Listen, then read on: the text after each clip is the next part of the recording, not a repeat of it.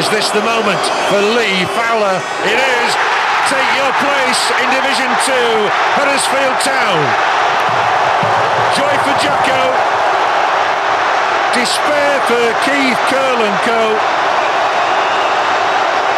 It's all blue and white here in Cardiff. Wales belongs to Huddersfield. Huddersfield belong to Division 2.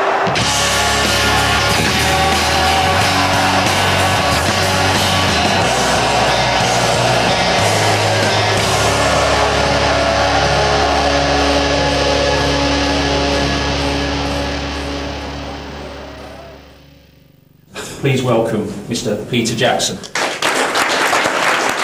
June the 27th, 2003. Peter Jackson is unveiled as Town's new manager. The club's been rescued by the Huddersfield Giants Rugby League club owner Ken Davey. Jacko, Town's boss between 1997 and 1999, is back at the McAlpine. We're still waiting for those. First of all, he was the obvious choice because of his history with the club, and he left at a difficult time, but really, I believe, has the opportunity to prove himself, wants to prove himself. His heart and soul is in the club. He's very popular with the supporters, and I believe he is absolutely the obvious choice, in fact the only choice that could be made at this point in time. But after 2 relegations in 3 seasons, and with the club still in administration, Jacko faces an uphill battle. When you were offered the job down here, how long did it take you to actually accept it? Well, there was a lot of rumours flying around, John, that I was going to get offered the job, and I got it 6 weeks before it got announced, really. But I don't have any second thoughts because I've turned jobs down before, but I just felt comfortable coming back to the club. People say you shouldn't go back, but I looked at where the club was with 8 professionals on the books, no pre-season organised, no assistant manager, no physio, no kit, no season tickets sold, and people said I was stupid. But I've come back, and it was the right decision. As a player, I knew, how passionate he was and how the fans loved him. So I thought it was probably, the best possible appointment, really. And then when he came in and I realised how enthusiastic he is about the club, and I realised that it was definitely the right appointment. I was pleased because he brought me onto the bench when I was 16, I think, against Wrexham in the cup. So it's nice for an ex-Town player as well to come and what he's been like before. His enthusiasm and that, and Terry Orth, they're great pairing. So we were excited. Yeah, I was quite happy actually because he signed me from non-league 5 years ago, him and Taff. So him to come back, it were very pleasing for me. I was very pleased because I was very young when they were here before, but from what everybody said, they were a fantastic partnership and just what they need, or just what the club needed at that time, because they needed somebody that had been here before just to steady the ship and really have somebody for all the fans to trust and really get behind. And I think they were the right appointment. How disappointing was it for you when you were sacked in the first place? Yeah, I was disappointed, but in fact I was devastated by what happened to me. Not many managers get sacked for finishing 10th in Division 1. I can understand it if we were finishing the bottom 3 or we lost 20 on the trot, but that wasn't the case. But I try to put that back in my mind, John. That was 5 years ago, and I have to be positive coming back and don't think what could have been. But I still say to this day that if I was still in charge, this club would be in this mess now. I reckon, or I know, we would be still a First Division club by now. In the change room then, Jacko always made it a great dressing room when he was a player, and I think that was the main thing he were making sure that he'd got this year. And as I say, I knew Taff as well from Sheffield Wednesday, who were my coach at Sheffield, so I knew those two were definitely the right people. I think the gaffer's enthusiasm is just unbelievable, and he gets mixed in with the lads, and you just can't help but get excited just the same way that he's doing. He's like a big kid, really, isn't he? Definitely, yeah. Oh, yeah. You won't say that to his face, so. Hi, it's Peter Jackson. Just to introduce, I know all your supporters who turn up today won't know half of my players, so we've introduced a lot of players, so I'm going to introduce the 10 new players that Huddersfield have signed, so I'll introduce them one by one. Robbie Edwards.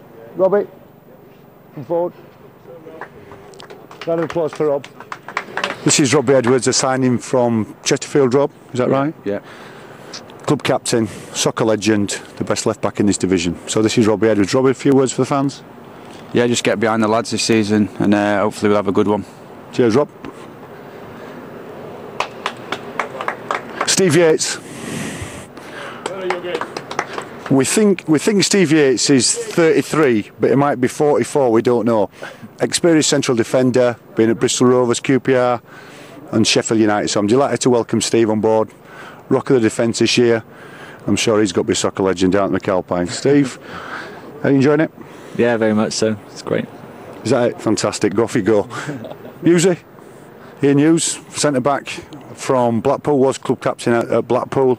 Another centre back that I brought in. I'm sure Husey will be a big success down at the club. He will put his head in the cement mix of this kid. So this is Husey. Anything to tell the fans, Husey, about you? Yeah, I was just looking forward to Saturday. Hopefully a good win. Excellent, Husey. Well done. Obviously not a TV personality. Cheers. Lee Fowler. Lee Fowler is a player I picked up. He's only 20 years of age, from Coventry, Welsh under 21 international, midfield dynamo. Kazi. Tony Carr's been around a few clubs. Actually, were you my apprentice at Bradford City? I can't remember. I was at Bradford City when I was a player, but I think you were a junior then, Kazi, wasn't it? Super Sodji. Sodji has been Crewe, Luton, all over this guy. So I'm delighted to welcome Sodji on board. Sodji still had 12 months left at Crewe, still had 12 months left on his contract, but he's dropped down 2 divisions to come and play for him at the McAlpine. So I'm delighted to welcome Sodji here. Once again, he will be a great personality in and around the club, and particularly on the field. And Sodji will be a soccer legend down here. Sodji, how are you enjoying the training and the club so far, even though you've only been here 3 daes? No, I've loved it. It's a wonderful club, so at the end of the day I'm enjoying it. Good manager, not because you're here, but from the world of people, it's a good manager, so I'm enjoying it. I think when I came down and after seeing Mr. Jackson, I was like, he spoke about the club, told me the situations about the club, how the club is going to administration, and I knew about that before. Obviously when you get a big club like that, it's always going to be on the news and talk about it. And coming here, I just thought to myself, I said, well, there's only one way the club can go, and that's going up. Excellent. Is it all right? Yes, sound nice. Have I done you, Trey? Have I done you?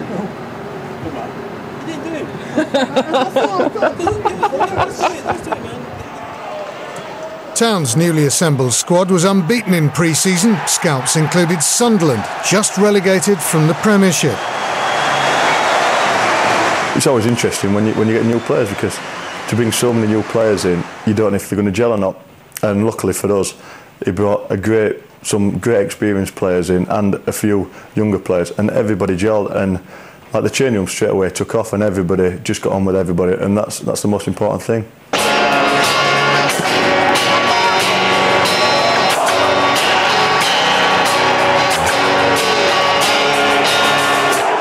The first goal of the new season at the McAlpine may have been scored by Cambridge United, but the second and third came from the boot of a young man destined to take the third division by storm.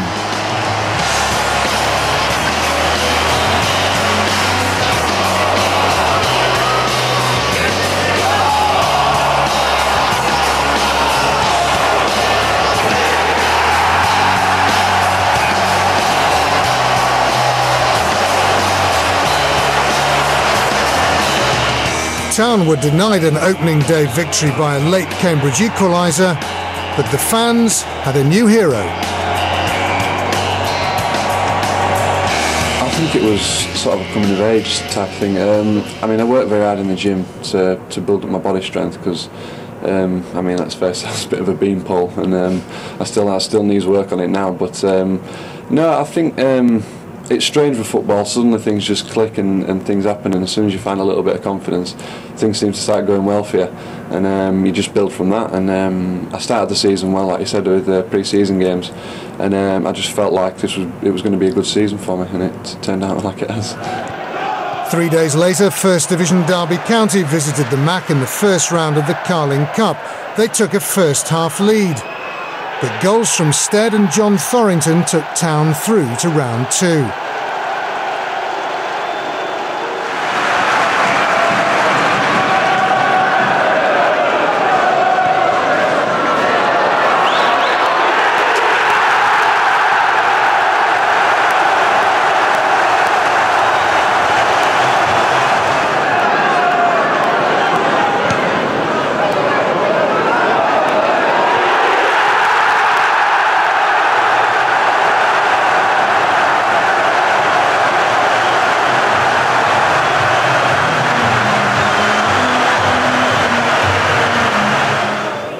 Back in the league, Town drew 2-2 at Boston. The home side opened the scoring and were to deny the Terriers at the death with a dramatic late equaliser.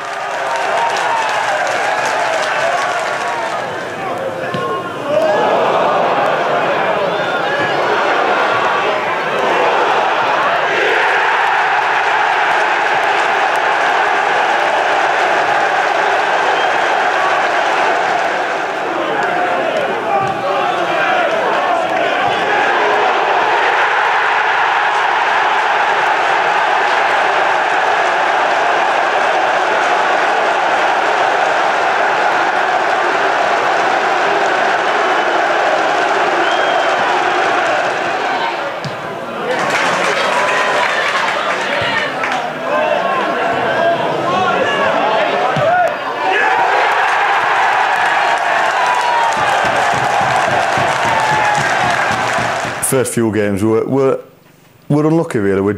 We'd done enough to get the 3 points against Boston, and then York came and beat us home. So we were unlucky the first few games. We should have had more points than what we did.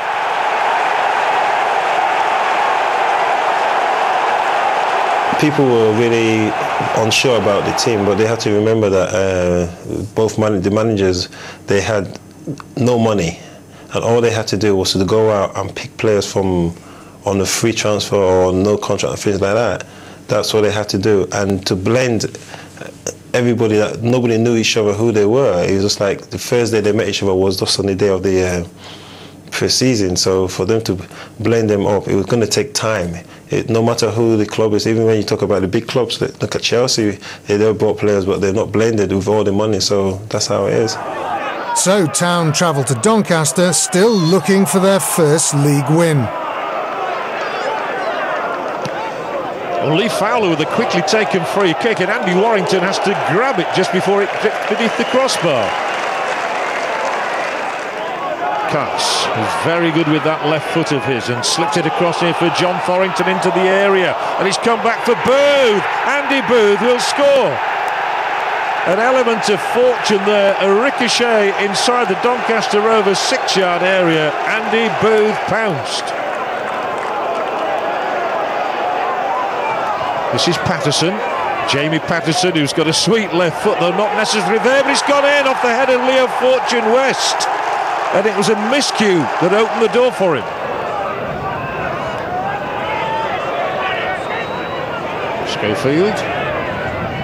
Schofield on Ryan, and then Doolan came across and nearly caught him, and he's caught himself here by Schofield, who's in a bit of bother now. Ryan remonstrates. Foster also has a bit of a go at Danny Schofield, who's a Doncaster lad, of course, but he's in trouble with referee Fletcher. He could even go here, Schofield, and indeed it's red, and he's ordered to the dressing room, and they're still having a go at him. And Danny Schofield is sent off for Huddersfield Town. 1-1 at Bellevue, but 4 days later, a victory at last at home to Bristol Rovers.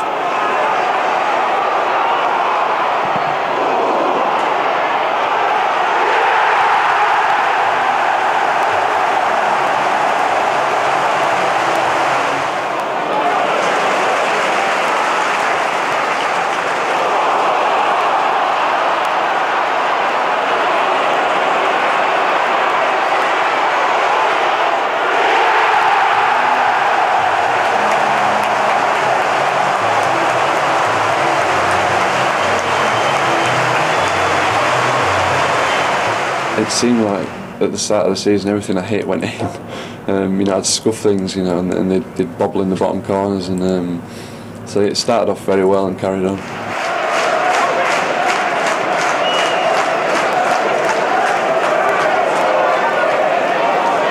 Rovers pulled 1 goal back, but not enough to deny Town all 3 points.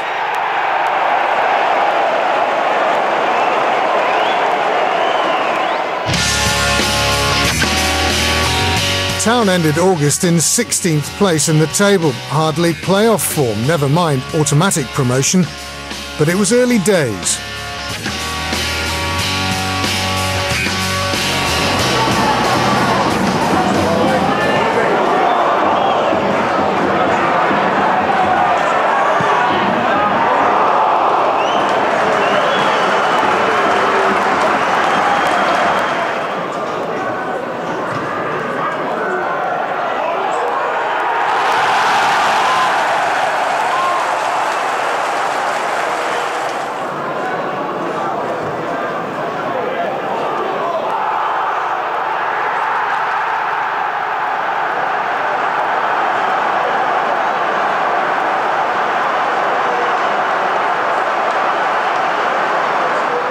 Cruise goalkeeper had a massive kick, and he just kicked it, bounced one, and it went straight into the keeper's hand.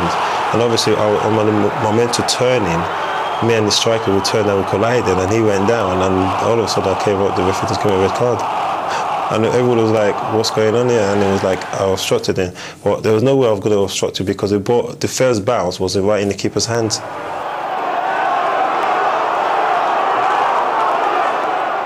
Sodge's dismissal proved crucial. Bury scored again to take the points.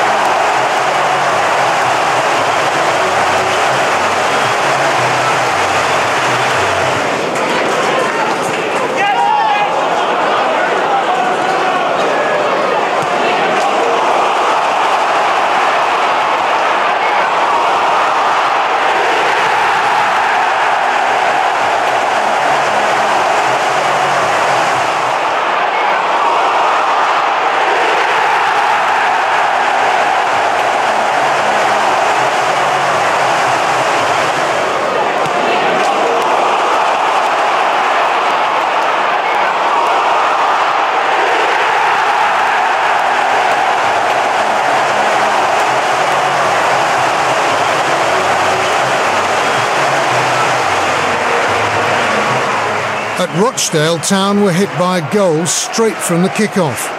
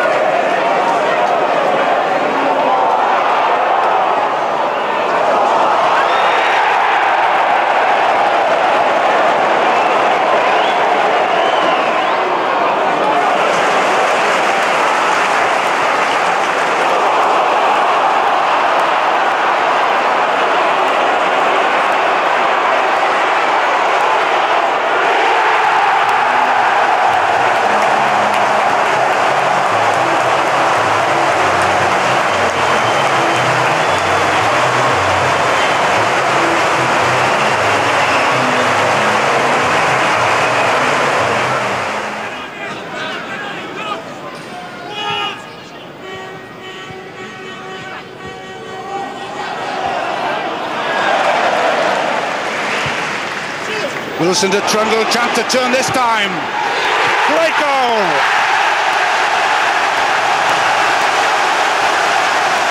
Lee Trundle is the darling of the North Bank. He hasn't failed to score 2 games running this season. Didn't get one against Macclesfield. Almost certain to get one today. So Leary has moved out right. Swansea's substitutions, now Trundle. Still holding it up, gets a good cross in. Nugent.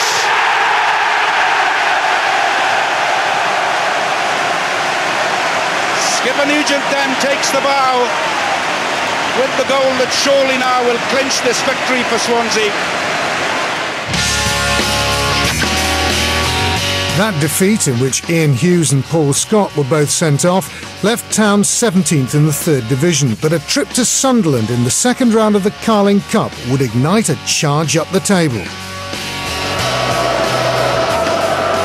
It looks as though it will be Cars, who's got an excellent left foot, and it is Cars, and he's got in!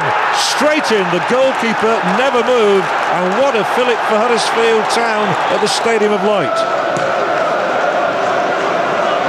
Into the angle, it's nudged in here to Stead, who's got nifty footwork, and he shows it too, and Stead will score another one.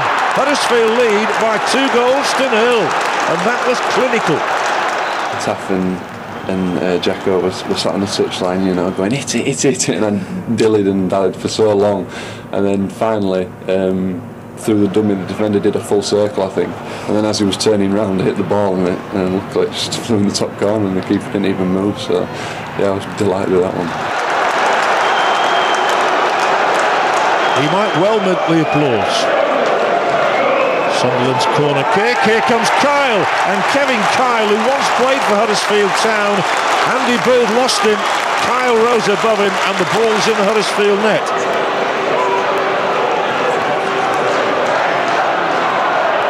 Well, Huddersfield have been struggling in the league, but they're not struggling here, and they've got another chance. Schofield.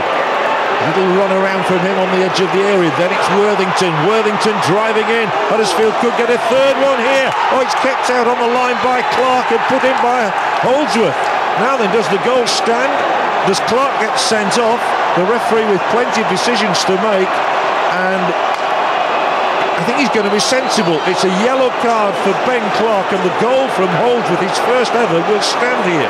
He's been surrounded, but it's a goal for Huddersfield. 3-1. And Clark lucky to stay on. And goes Stead again. He's certainly impressing at the moment. Stead, oh, what a giveaway here. It's Andy Booth, surely. And this really puts the icing on Town's night.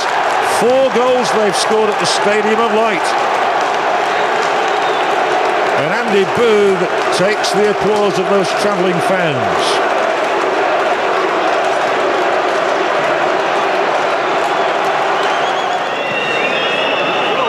Stead's 8th of the season and Booth's 2nd of the season, but this is Sunderland, and Kevin Kyle might get his 2nd of the night and his 3rd of the competition this season, but Sunderland are still going out. Of that there is no doubt. That's why there are no celebrations. I think it's a very important game because it shows we can go away from home and beat such a good team like Sunderland at such a brilliant stadium, because I think our home form weren't too bad, it was just our away form were really appalling. We played some good football that night, and I think a lot of teams were surprised at the result, and I think that did give us a big boost. The Sunderland game was a great game, and you know, people we played well together, got a good result, and yeah, from then on we seem to you know really push on, because I think we had 5 wins on the trot in that spell.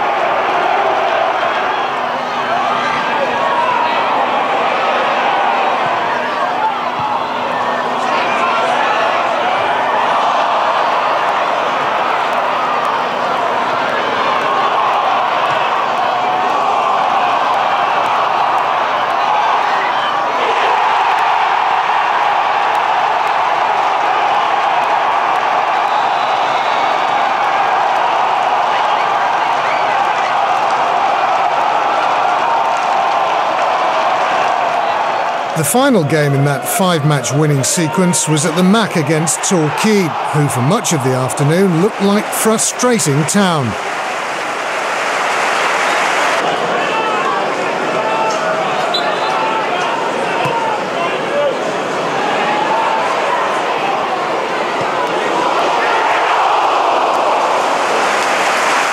Torquay came here, and obviously Tony's Carr scored probably the best goal that ever be scored at this stadium.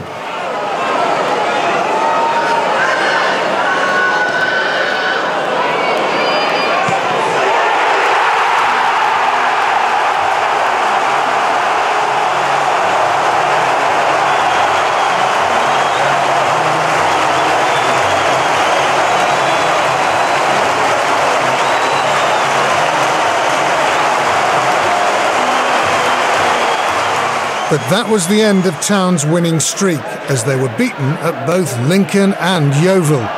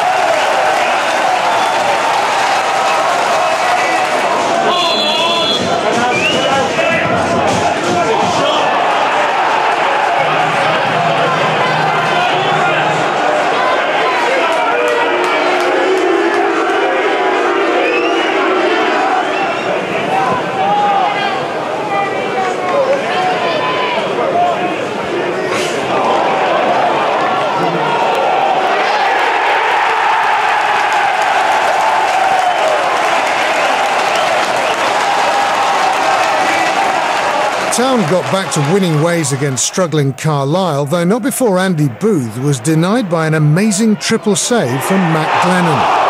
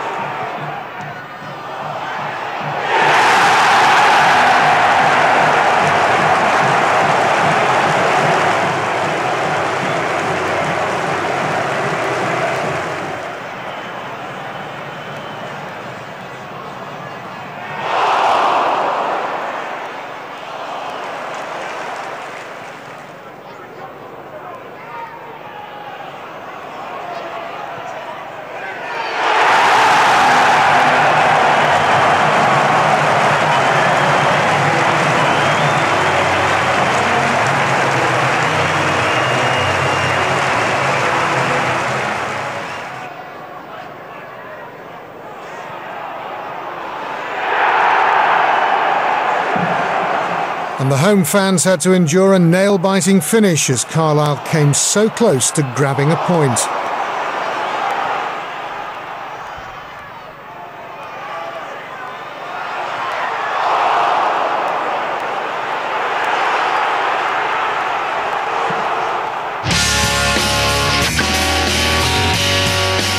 Five wins out of 7 in October had propelled Town up to 7th in the table, the final playoff spot.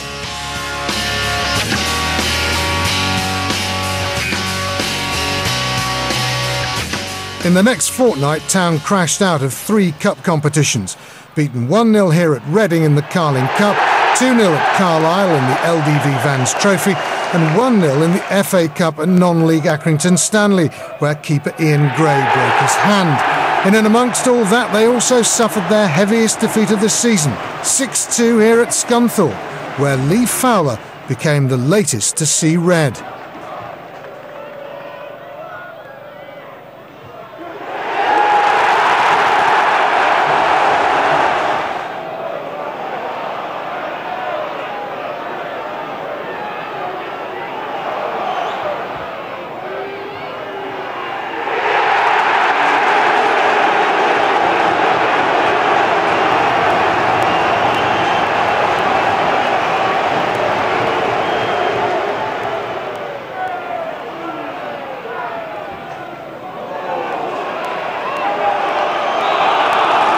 I'm not going to change my game just because people say I'm like having a go at me for getting sent off and stuff. I am who I am, and the referees know me by now. They know what I'm going to do and they know everything about me, so I'm not going to change, because if I change my game, it's changed my whole personality. So we did seem to pick up a lot of red and yellow cards, but I don't think we were a dirty side really. I think over enthusiastic at times, but you know, not dirty at all really.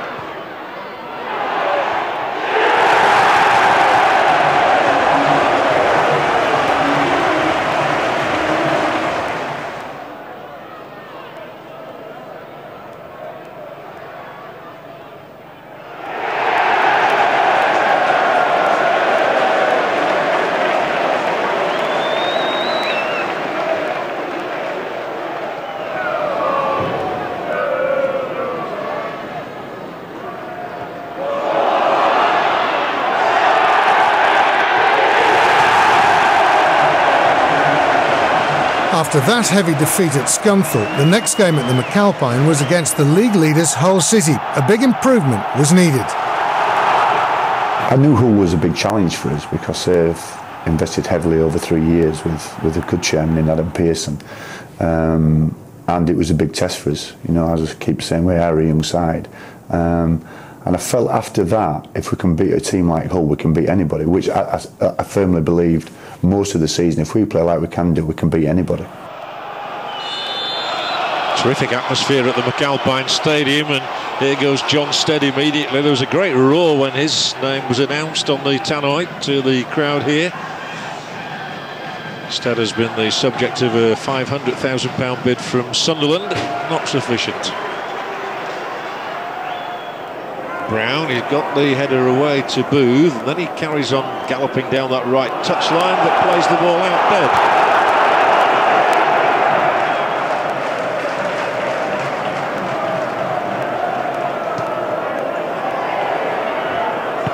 Schofield, there might be a chase here, and they've got to get this right. It's an open goal. Stead will score. What a terrible, terrible mistake between Alan Fettis and Mark Joseph, and Huddersfield plunder the lead. Who else would it be but John Stead? Goal number 12 for him. His price just goes up and up, but he couldn't miss, in fairness. I was happy when I saw it drop a little bit and end up in the back of the net, because it was rising rapidly. I think it found my shin on the way. But no, I was pleased that one went in. Defender, and what a gift for Huddersfield's top scorer. Huddersfield 1, Hull 0. Oh, chance now. Yet another error back there, and there might still be a problem if Dawson doesn't win this from Stead. Dawson did. Oh, and another slip. Stead might be in again. He'll square it. It's 2. It's Booth this time. And what on earth is this Hull City defence doing? That was shambolic defending. And between them, Stead and Booth, they're ripping the Tigers' defence apart. Put on a plate for the favourite son of Huddersfield over recent years. This time it's Stead the provider, Booth the taker. Huddersfield 2, Hull City 0. Peter Taylor must be having nightmares on that Hull City bench. Thorrington, Stead, it's into Danny Schofield. Danny Schofield, 3-0 Huddersfield Town. They have the points now. Danny Schofield scores only the second goal of his season. And it's a calamity for Hull City. It's joy for Huddersfield Town. One of the youngest sides they've ever put out in a Football League game, and certainly the youngest ever here at the McAlpine, has done the business for Peter Jackson and Terry Yorrow. And Danny Schofield got the better of the Hull City defence inside the 6-yard area and just potted the ball through the legs, and it's ended up in the Hull City net. It's Huddersfield 3, Hull City 0. Joseph. Peter Taylor sitting down, withdrawn now, and bitterly disappointed, I'm sure, with this showing. Certainly with the result. Here's Green. Oh, what a save by Senior! Fantastic response from the young Huddersfield goalkeeper, who had enjoyed a 21st birthday last week. I bet he enjoyed that save just as much. Stuart Green could not have hit that better, and it was flashing beneath the crossbar until Senior, who's not the biggest but has a reputation of being a great shot stopper, flicked it over. Massive, absolutely massive. I mean, sometimes you expect to come in and play against, you know, an half-decent side and whack yourself in, but to play against, you know, one of the top teams in division, I'm very nervous. You know, playing last season and it was relegation last season, and you know, that were nervous. But this game, it were big, it were massive. I mean, the 3-1 against them, just unbelievable. Could have done with a clean sheet. Just the 2 early bookings in the half. Now then, this has to be the last chance. It's Forrester. It's Jamie Forrester. What a strike! And Hull have taken 90 minutes to find a goal. Well, they've found one now, all right. An absolute cracker from Jamie Forrester. For the first half of the season, that was his best game by far. Everybody played so well, and 3-1. They were. I thought probably 3-0. I didn't think they deserved a goal that day, because everybody played well. The defence, the goalkeeper, everybody played so well. The Olays ring around the McAlpine Stadium as Huddersfield push the ball around. It's a decisive scoreline. We knew we were a good team, and at home we had that extra bit of confidence. Away from home at that time might have been completely different, but at home we were so confident. We knew we could beat them. And I think they were top of the league, I think, at the time, and we knew we beat them, and we could definitely take off this season. Delight for Peter Jackson, something to think about for Peter Taylor. Huddersfield Town 3, Hull City 1.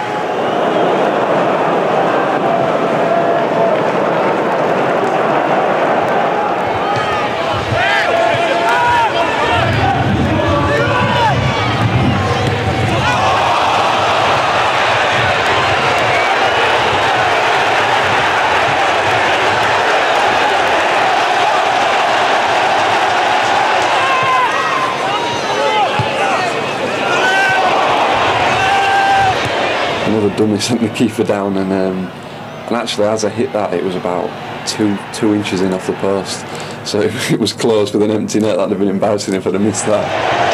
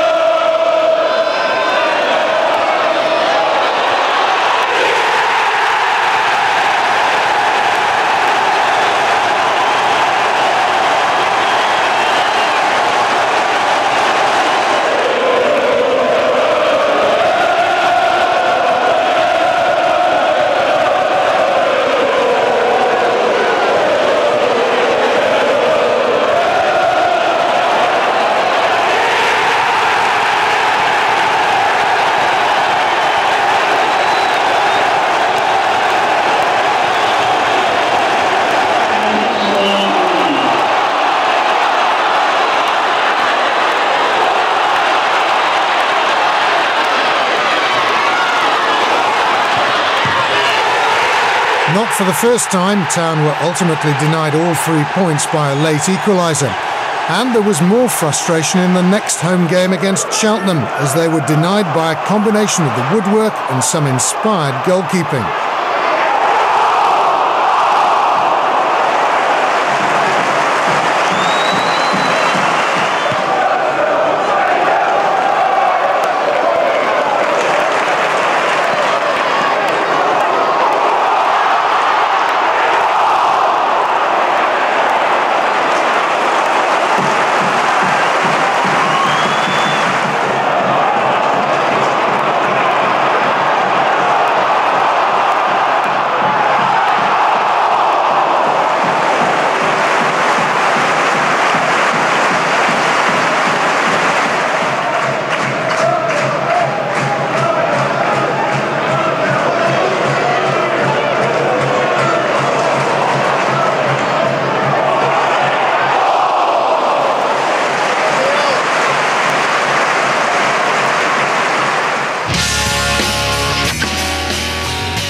By the end of November, Town were back down in 10th, but the turning point, ironically a heavy defeat at Macclesfield, was just around the corner.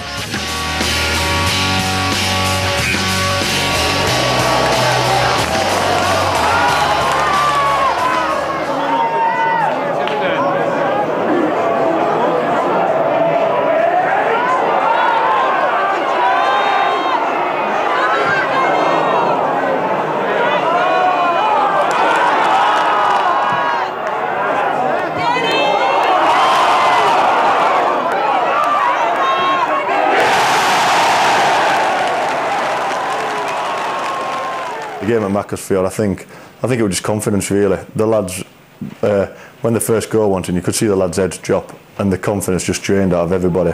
And then the goals just kept going in like.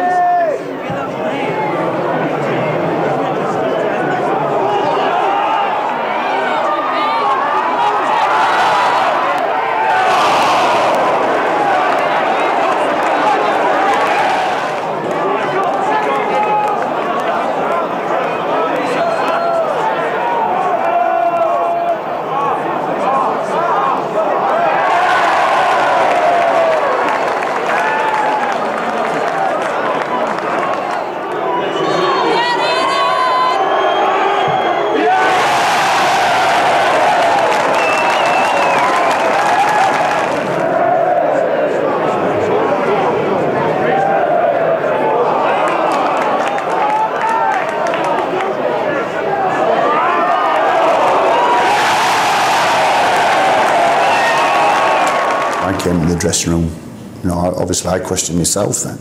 I questioned the players, and a lot of harsh words were said between me and the players. The words he used were really bad words, and he just said that, and that was it. He walked out of the changing room. We didn't see him. I wasn't happy. The players knew I wasn't happy. Then Mr. Yov came in and said to us, "What is the problem?" And we just sat down and we said, "Well, there's no problem." I said that we just messed up.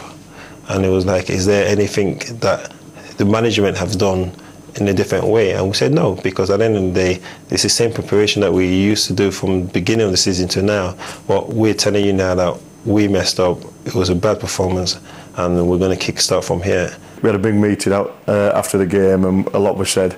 And then that was probably the turning point of the season. Since then, John, we lost 4 games between then and the end of the season. That proved, after the defeat, it was certainly the turning point of our season, without a shadow of a doubt.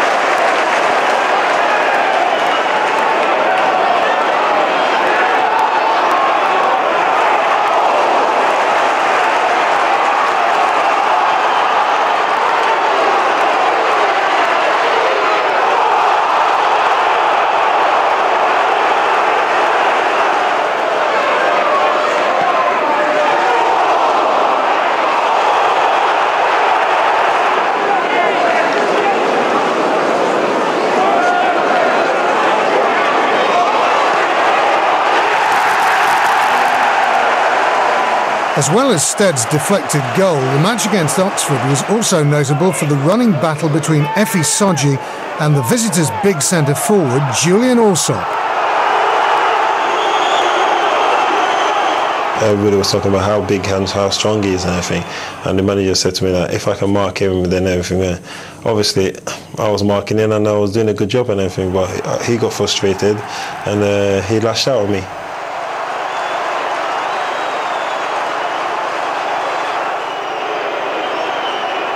He lashed out, I went down. I didn't scream, it was the linesman that put the flag, it was right in front of the linesman, so for the linesman to give it, then obviously the linesman saw something. Town didn't win the game. Ironically, the man brought on when Alsop was sent off scored Oxford's equaliser.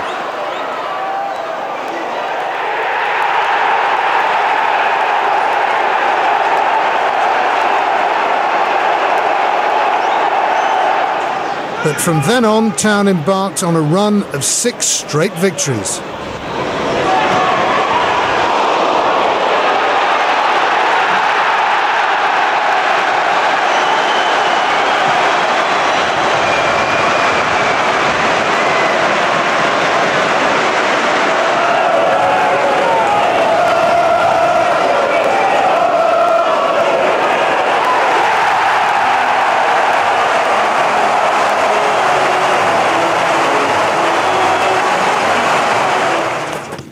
As Town prepared to entertain third-place Doncaster Rovers, the Premiership transfer window had just opened. All the talk was about the future of John Stead. By now, he'd scored 15 goals. Every week, the director's box was full of Premiership scouts. This is a big month, really, for the Premiership clubs. It's obviously the transfer window's reopened, but there's only Sunderland made the bid. There's no other clubs been in it as yet. But I'm expecting my phone to ring, yeah. He's exciting, he's got pace, he wants to be the best, he's a great finisher, and what clubs are buying in John Stead is a lot of potential, and he has got a lot of potential. He's a good talker as well, but you won't let us talk to him. I won't know. I was aware of it, of the people that were coming to watch here, but I mean the scouts, they go watch a lot of players all over the place. Did it unsettle you anyway? It didn't seem to, no. It all happened so quick. I mean, it's not as if I'd had a couple of seasons scoring regularly and making a name for myself. It had all happened in the space of half a season. So I don't think I had time to get unsettled by it at all. It happened so quick, I just went with it and just carried on doing what I was doing. And he carried on with the goals against Doncaster.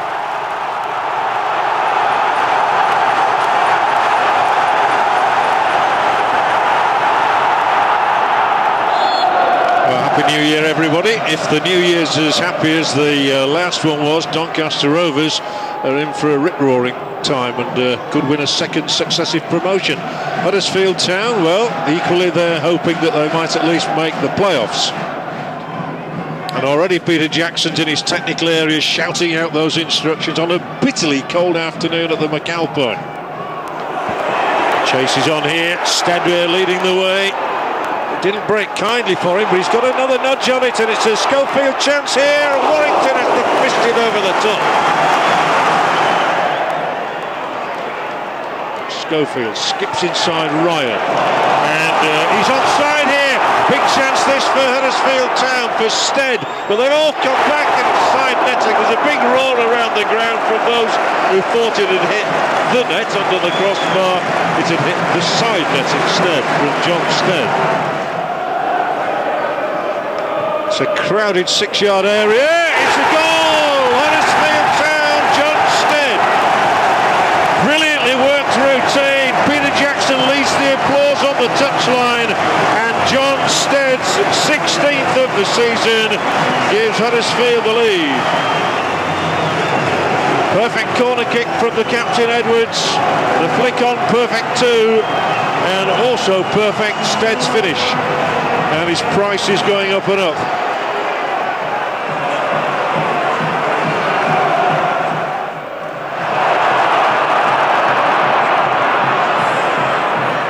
Nat Brown here. Decent ball in. It's Stead. It's 2-0. What a glorious goal! Magnificent goal, and Nat Brown played his part in that. But how cute and how calm was the finish from John Stead. Brown was pulling Doncaster apart. He laid over the ball and there was plenty of pace on it. Stead had a lot to do there, but how calmly did the 20-year-old take that one? The Doncaster game, your enthusiasm was there for all to see, and has been throughout the season. Yeah. You mean the slip? That's what you mean, that enthusiasm. Try to let me look stupid, don't you?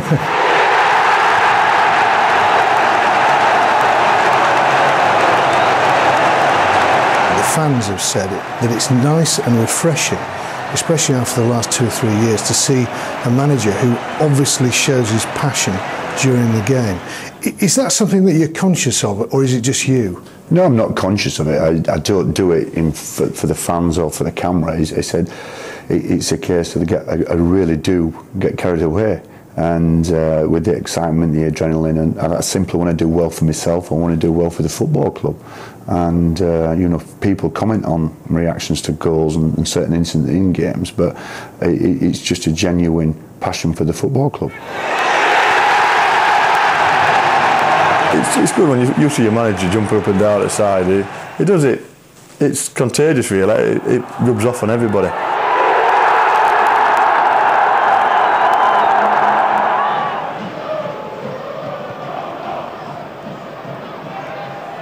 Oh, it's got through to McIndoe, and that was a mistake by Holdsworth. It's let McIndoe in. Can he find somebody in there in the red shirt? Yes, he can.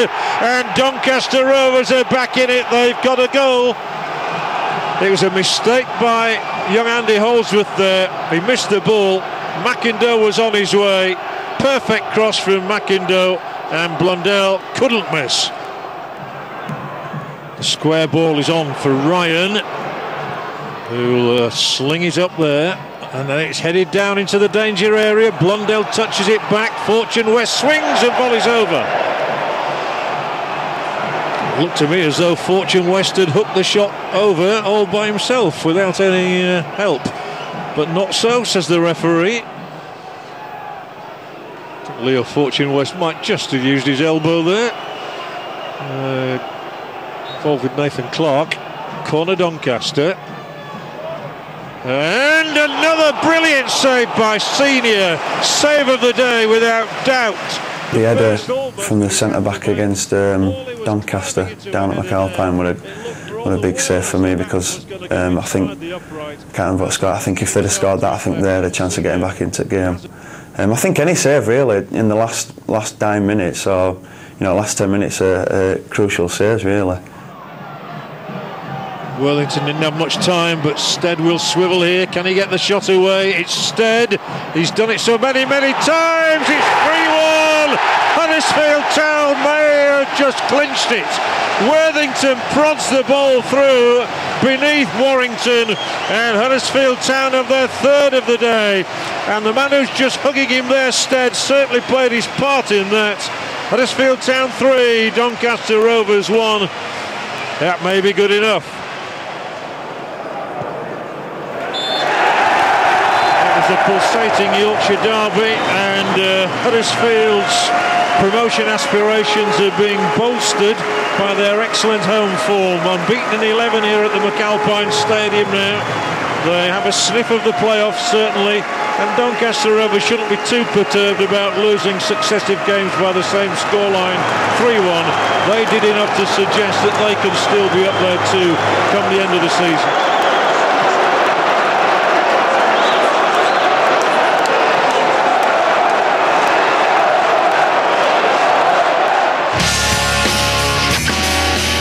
Jonathan Stead's days with Town may have been numbered, but his goals had helped keep the club right in the playoff hunt.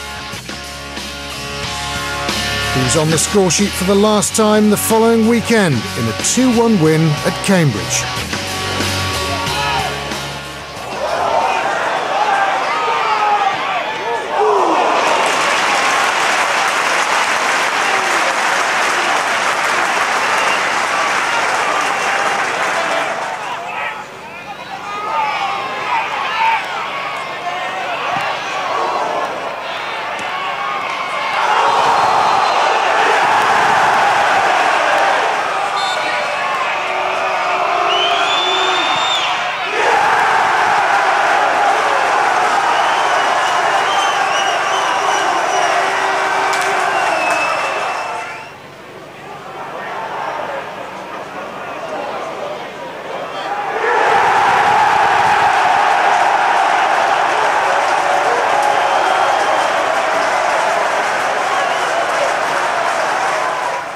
Cambridge's consolation came too late to affect the result.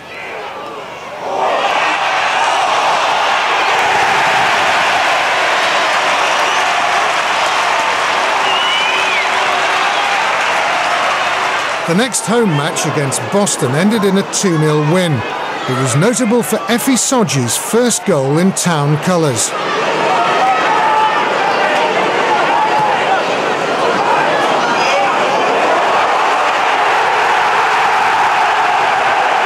I was playing against Stuart Douglas. He was a teammate of mine down at Luton, and we were talking before the game. We rang off each other and everything. And I did tell him, I said, I'm going to be marking you today. And it was on that day, and he was laughing his head off. And I said to him, I said, well, there's one thing I'm going to do. I'll mark you out because I'm definitely going to score. And he was like, there's no way he's going to do that. And they battered us. You know, they gave us a good fight for it, but I had to score, and that was it. This was also Jonathan Stead's last game in the blue and white stripes. He marked it with a goal-scoring pass to another first-time scorer, Anthony Lloyd.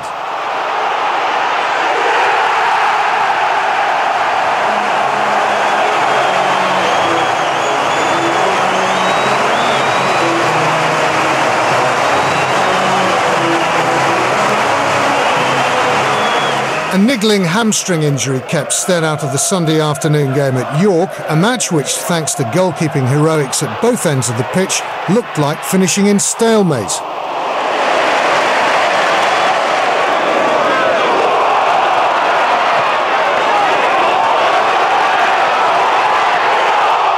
We knew we were going to take a lot of fans, and they were quite noisy then behind the goal, and it wasn't important because it was such a late on in game. I think there was only one way for him to hit it really, so I've gambled and he's gone for it and just managed to get a good hand on it and turn it on post. With time running out, the manager made a surprising substitution. 5 minutes ago, and I sent David Murphy on. Some fans are saying, oh, Jackson's going for a draw. Surprised everybody by putting Murphy up front because Jerry Murphy has said he can play as a striker. We played well, but it just looked like it was going to be a 0-0. Then the manager sent on young Murphy, and I couldn't understand, and we thought he must have been playing another centre half, make sure he gets a 0-0. When that close came at York, I thought, I've really got nothing to prove because I'm a centre half, and he just said, just work hard.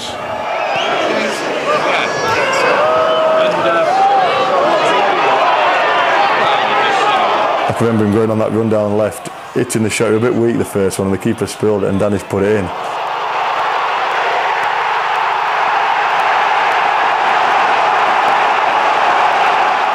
But then the second one just shows how quick it didn't look as though he's moving. But the lad he just cruised past everybody, and you'd have thought he'd been playing up front all his career, really.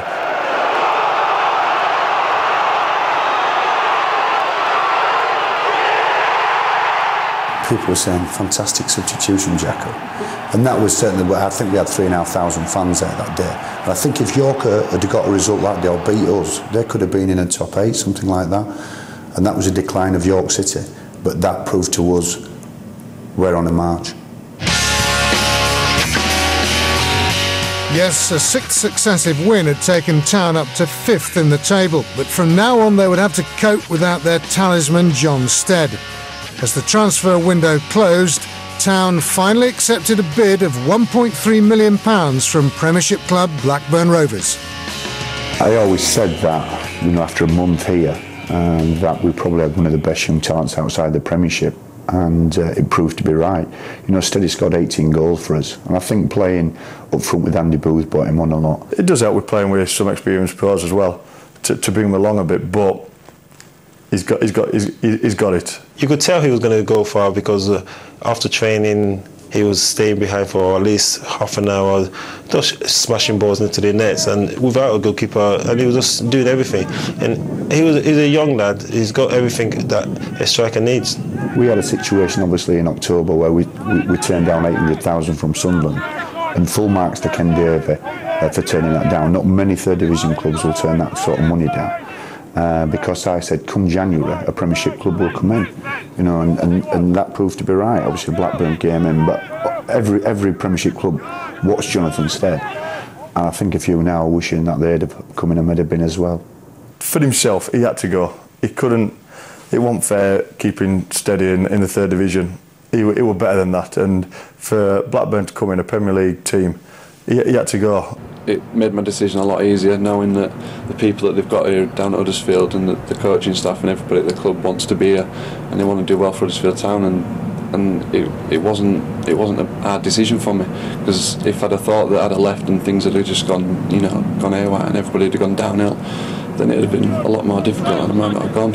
In the youth team, you talk about all these big players and earning big money. You never think it's going to be one of your mates. Instead he had to go and buy a new car, didn't he, before... I think he wanted to get one anyway, but I think it pushed him to get one. The story I hear is he would be too embarrassed to turn up with a Vauxhall Corsica or Clio, was it? Is that right? Yeah, it was. People said once we sold Jonathan Stead, our season would collapse. Since the sale of Jonathan Stead, we became stronger. Well, not immediately. The next game was at home against Darlington.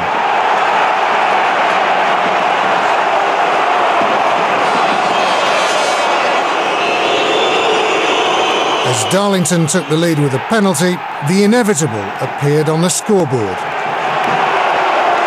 And if that wasn't enough, Town were hit by a freak second goal.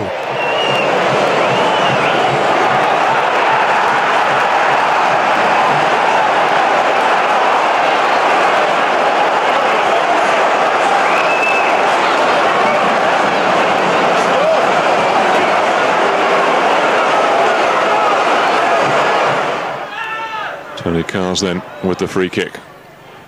Held in towards Soje and Booth on the far side, and it's just been nodded in, cool as you like, by Nathan Clark. Well, it was a textbook free kick, really. Tony Carr's floating it across to the far post. Andy Booth got up for it. And Nathan Clark, only his second goal of his career, giving Huddersfield the lead. We went down to Torquay, who were in fine form as well, and we went there and Clarkey scored after about 71 minutes. We defended extremely well and we managed to win there 1-0. Look at that, Torquay go up in third and we managed to take 6 points off them.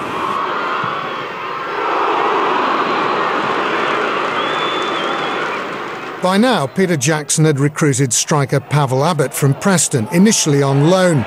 After Phil Senior's mistake, Abbott was to make an immediate impact.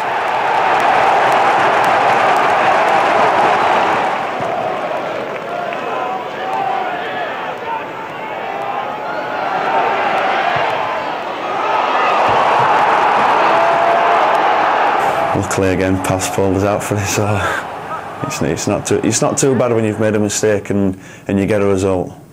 It's when you make a mistake and you lose that's the worst.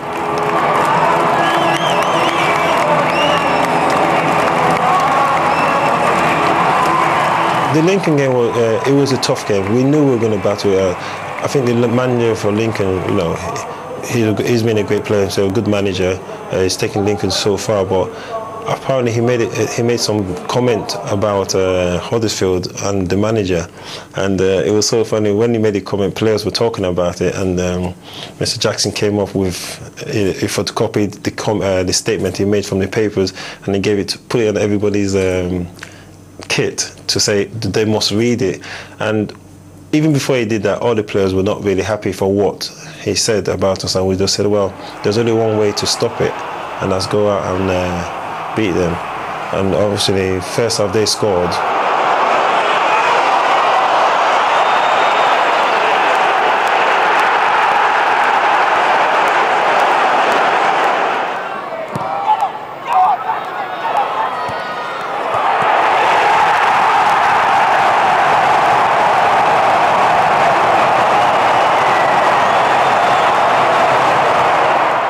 After that came possibly the most controversial incident of the entire season.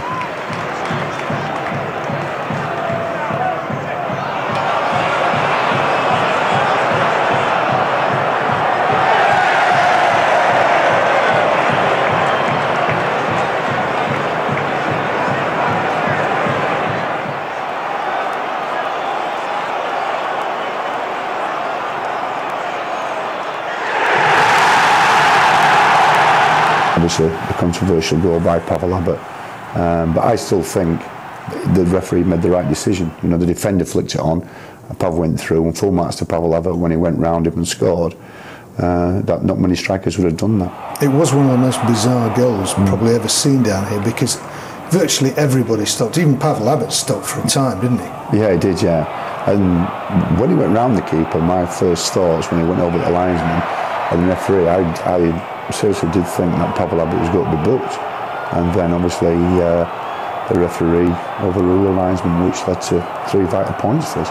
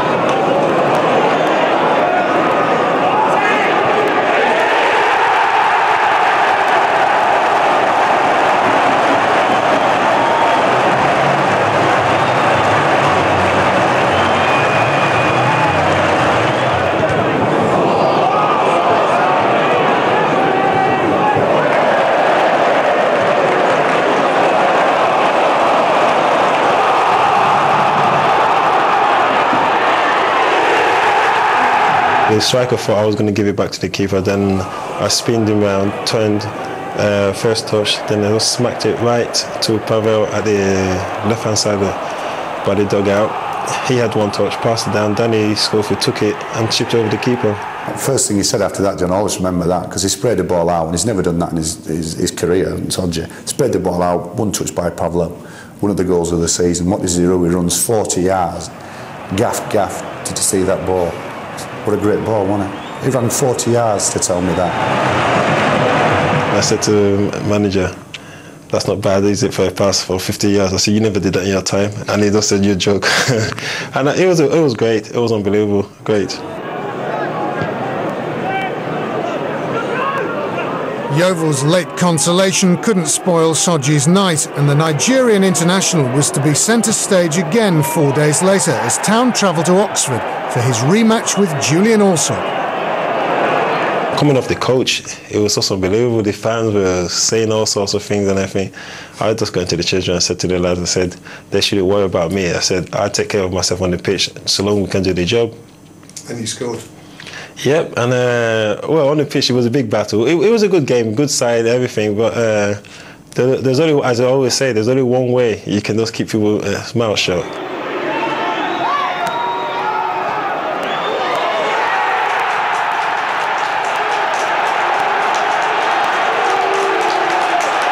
Making his debut at Oxford was goalkeeper Paul Rahubka, on loan from Charlton.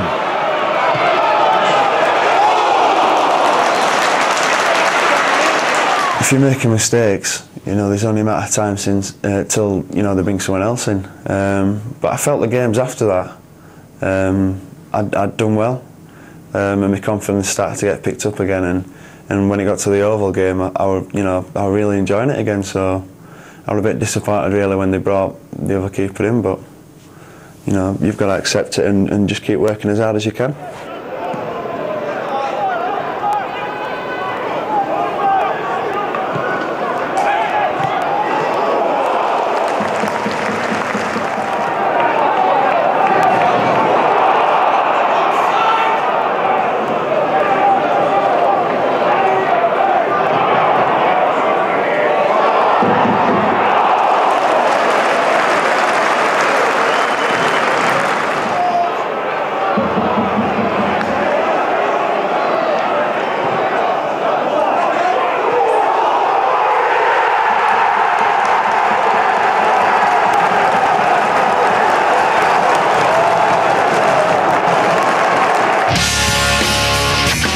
That defeat kept Town in 4th place, but not for long. 3 points in their next game at home against Macclesfield would have pushed them up into the automatic promotion places for the first time in the season. Sweet revenge. Well, Huddersfield got a fearful hammering down at Moss Rose earlier in the season. This is Pavel Abbott, though. He's a real worker. He's really trying hard here, Abbott. Deserves some reward too. It is Pavel Abbott, and it's into the side net. Well, that was good play from the former Preston man. Abbott. Well, he's got some lovely touches. Deft from Abbott. Doesn't get the pass away though. And Macclesfield are really on the back foot, and it is Abbott. He deserved reward. He didn't get it, but Huddersfield do get the goal from Andy Booth. It's goal number 11 of his season, but his first in 13 matches. Welcome back onto the scoreboard. Oh, that's a hapless attempt at a clearance, and it was snapped up by Worthington. Silky approach play here from Huddersfield Town. Wilson scurrying on his line and coming back off it as well, and it's got in, and Abbott will get the goal he so richly deserves. It's 4 in 6 now for Pavel Abbott. And it's 2-0 Huddersfield. Well, they're really ganging up here. And Effie Sodji's up, and Effie Sodji will score. And he's a man in a golden seam as well. It's 3 in 5 for Sodji. This is payback time. Free kick. They look for 4. They get 4, and guess who's got it? It's the new boy. It's John Nakaliski. His first goal in senior football. What a moment for him. Talk us through the goal. Well, I came on and I played at youth team with Andy Holdsworth. And I gave him a quick nod to take it quickly, and he took it quickly, and then I just flicked it into it.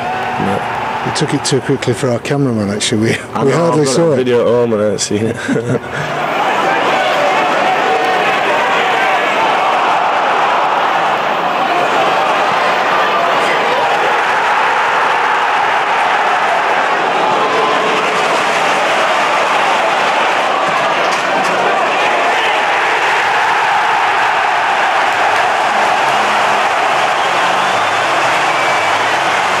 The game against Rochdale was notable not only for an equaliser by another Town youngster, Anthony Lloyd, but also because it was one of several matches when the team included up to 8 products of the club's youth system. I think the fans appreciate it a lot, and it shows how much having a youth team and an academy really helps, because especially with a club like us and being in the 3rd division, if you've got players coming through, and like I say, if every player on the pitch has come through the academy, it just shows that it's really worthwhile. I can remember when I was a young lad, after my first season, 20 games, it was enough, and probably a lot of players would say that, but some of these lads, for the first year in professional football, playing 30 odd 40 games, to do that, it's some achievement. And I think the manager and the coach has got a lot to do with it as well, but I think the young lads have got to look at themselves and congratulate themselves, really, because they've done absolutely superb.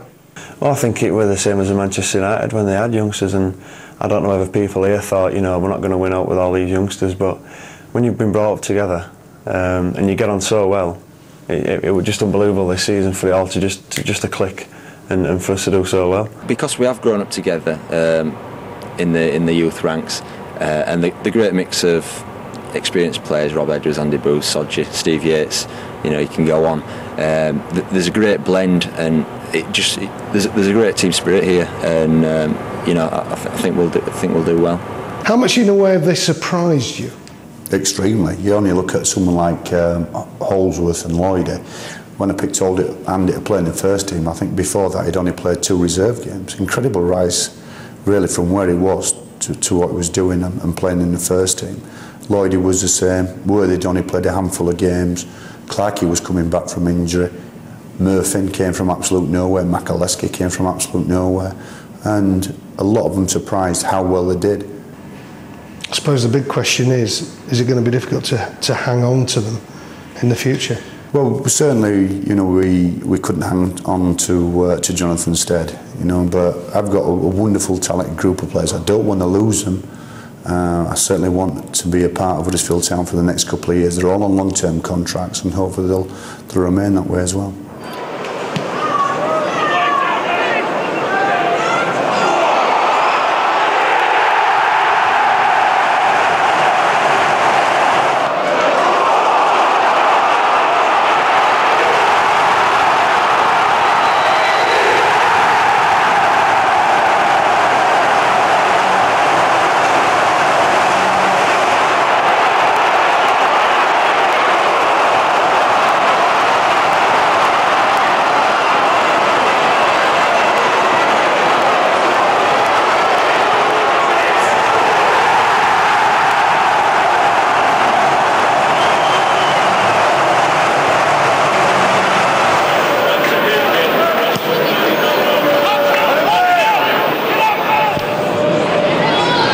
That's a good flick. Thunderous drive and a fabulous goal. And Alexander milks the applause. Ball from Cars, but onside. Now that's a real chance here. Chance for 1-1. That's a penalty if it's not in, but it's in this time. It's the equalising goal. I never like to have a go at referees, but I've got to admit that day it's got to be one of the worst refereeing performances I've ever seen. He sent me off for 2 bookable offences. He sent Pav off after about 20 minutes for what the referee said, elbowing the guy, which I was about 2 yards away, and I never saw out. I think there was a bit of pushing and the lad's gone down, but that happens in football, and he sent Pav off. And all through the game, all right, not just me, not just Pav, all through the game he was making wrong decisions.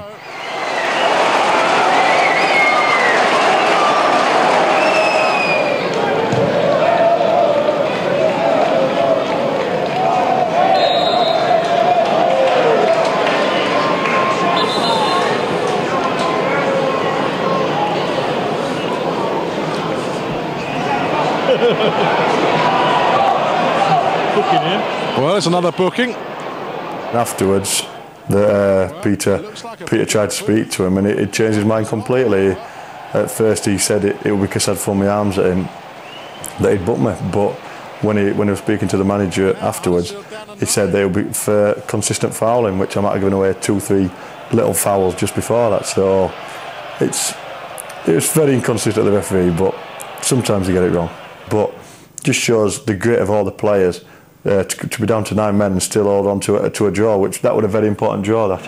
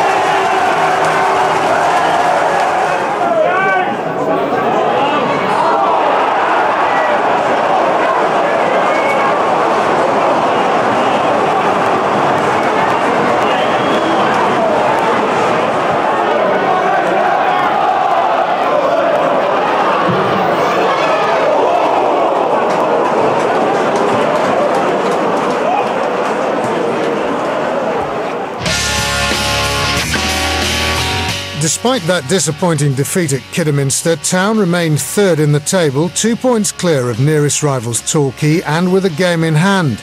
Next up at the McAlpine, Scunthorpe United. 2 options here, either Schofield with the right foot or Cars with the left, and it looks like, being Danny Schofield, a 2-man wall forward with the ball in. Evans, he's made a blunder here, and the ball is in the net, and it's David Murphy who has poached the goal for Huddersfield. I'm sure Tom Evans' view was obscured by his own man. Scunthorpe's corner kick, and it's gone in. It's gone in off the head of Effie Sodji, who is disconsolate. 1-1. Bigger will swing it across, and the referee is going to point to the penalty spot there. He saw the nudge. It's McLean. What an excellent save from Rahubka, but second time lucky. And Steve McLean, the man who got a hat-trick against Huddersfield earlier in the season, has goal number 25. Oh, and Sodji, he's clattered into him there, and he's in trouble. This is Sodji going off for certain. For the second time this season, he's dismissed. This has definitely not been one of Huddersfield's better performances, but they do keep plugging away. That's one thing about Peter Jackson's side. Worthington typifies their approach. He digs in there, and again here. This is Worthington. Maybe something this time, and it is for John McAliskey. His first start in a Huddersfield shirt, and he comes up with the goods.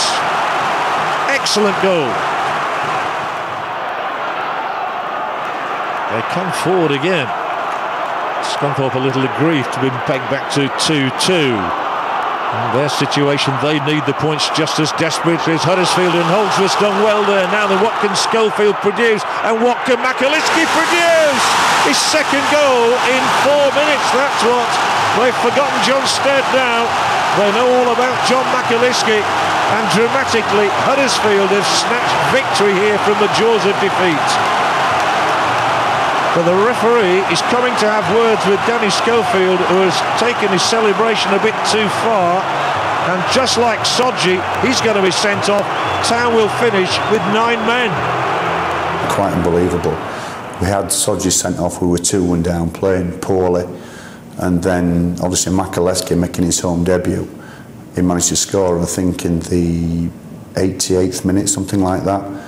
A minute later, in the 89th minute, managed to get the winner. Unbelievable scenes. I've never seen scenes like that for a long time. I never will see signs like that at McAlpine. It was unbelievable, because we looked dead and buried. We're down to 10 men, we're in a massive game, and up pops McAliskey and scores 2 of the best goals he'll ever score. First one, I think it was Worthy who crossed it, and when it went in, it was like a feeling you can't really explain. This one mental, and the second one, just same. It was like it wasn't really happening, but it was happening. The story goes that after the game, you walked back into town and took a bus home. Is that true? Yeah, it's true. Yeah, I went and took a bus home. Why was that? I don't know. That's what I usually do. So I just went and caught a bus home. Did you get recognised on the bus? Yeah, I got recognised by a few people. I had to sign a few autographs on the bus. Quite fun, actually. He's only a young kid, he's a lovely kid as well. But before the game, I looked through his bag and he had hair straighteners. That's the first, I have never known a footballer bring hair straighteners into a club. So obviously he got a little bit of stick about that, well, a lot of stick about that. Then after the game, he left the ground, obviously a hero. We walked into the town centre, caught a bus home to Golka. That probably sums our club up. You know, we've got fantastic spirit. When this match was played on March the 20th, it was abandoned because of the high winds causing problems at Sixfield Stadium. Northampton led by a 0-0. It's 0-0 now. And this is Carts. He has plenty of support. He's swung in by Lloyd. And there's the header, which is tipped aside. It was from McAliskey. Harper's stop. Both these sides harbouring ambitions of at least the playoffs, if not automatic promotion. Huddersfield's Holdsworth. What a good first full season he's had in the team. Now Worthington with the cross ball in, tipped aside. Must be a goal, surely. Andy Booth will score in front of the travelling, jubilant hordes from Huddersfield. And Andy Booth poaches an utterly valuable and priceless goal for the Terriers. Carl's entrusted with this one. He could drive it, he could curl it, and Harper has to finger it over the top. Decent save. Hargreaves, the former Grimsby man, still Chris Hargreaves. How well he's played this season. Now Richards, waiting is low. Richards instead swings it across in here. The Huddersfield defence gets it away. Little drove it back in. Here's a drive from Asamoah, and the save of the match from Rahubka, from Derek Asamoah. It's Richards. Oh, what a save. I'm not sure what that came off, but Rahubka gets all the applause and the plaudits. It's been a famous win, this one. Remember, Town were losing 1-0 at Sixfields when that match was abandoned, and it's on nights like this you believe the dream could be reality. That was one of the best games I thought we played all season, and to come away with 3 points then, on the bus coming home, everybody's thinking we're nearly there, we nearly got that third spot. Everybody was just so pleased with it, because we thought, because after that game we were going to Hull, and we knew if we could beat Hull, we're probably promoted. So we were all thinking we're nearly there, just one final push and we're there. There was plenty of atmosphere at the KC Stadium, but little goalmouth action for Town. Paul Rahubka again excelled. He's been brilliant. He works hard in training. He's very calm for a young lad as well. But I mean, he's coming at a tough time and done a great job. So you've got to hold your hands up really and say well done.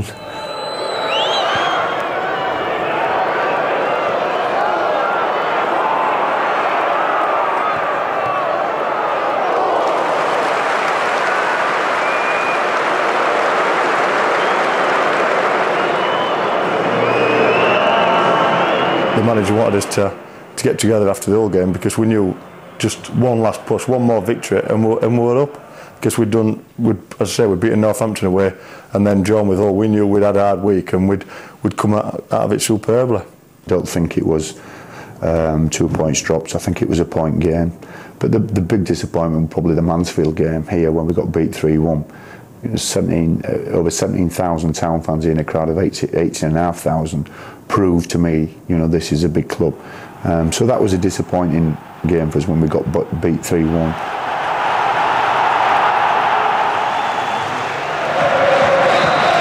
It's a brilliant atmosphere at the McAlpine Stadium.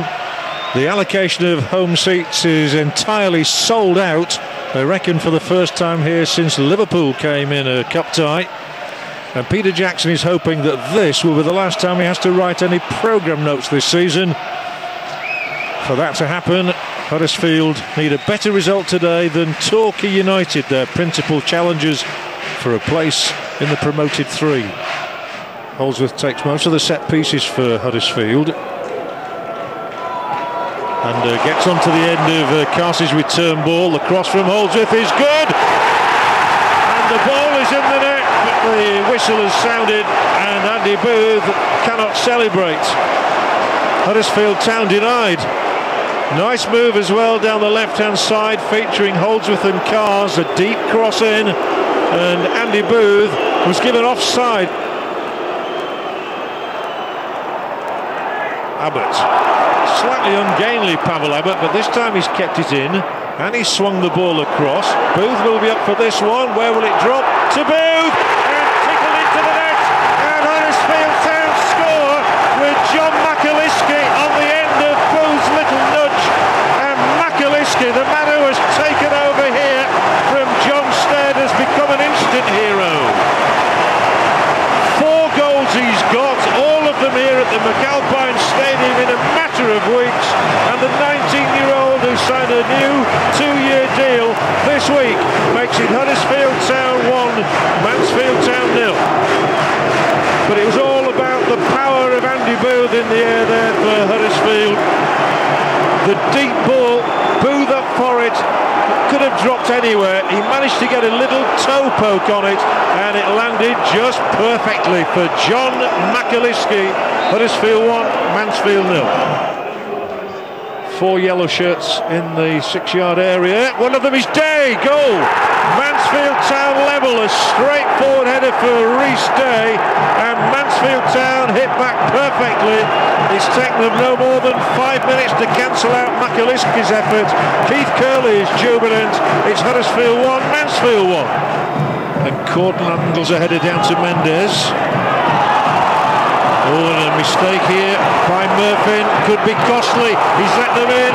Mendes, was he pushed from behind? Doesn't matter, he scores anyway. Bad mistake in defence there from Huddersfield Town's David Murphy, and Junior Mendes makes him pay. The defender lost the possession, and Mendes is milking it for all it's worth. You can't blame him. And Mansfield have turned this one around from being a goal behind. They're now 2-1 in front. Disley away to Lawrence, 2-on-2 here. Liam Lawrence, he's got Yates. He's taken the ricochet. Lawrence coming up on the outside is Corden. He's fed him in. It's Wayne Corden. Oh, and he falls over. Astonishing incident. And Murphy clears off the line. Wayne Corden was in on goal. Liam Lawrence had played him through, and he just slipped on the turf. It's the second time he's done that today, funnily. And although he stabbed the ball goalwards, Murphy was there to clear. Well, what a story it would be if he got the goal to send Huddersfield up. He's one of the few around who played at the old Leeds Road ground, if you're near it.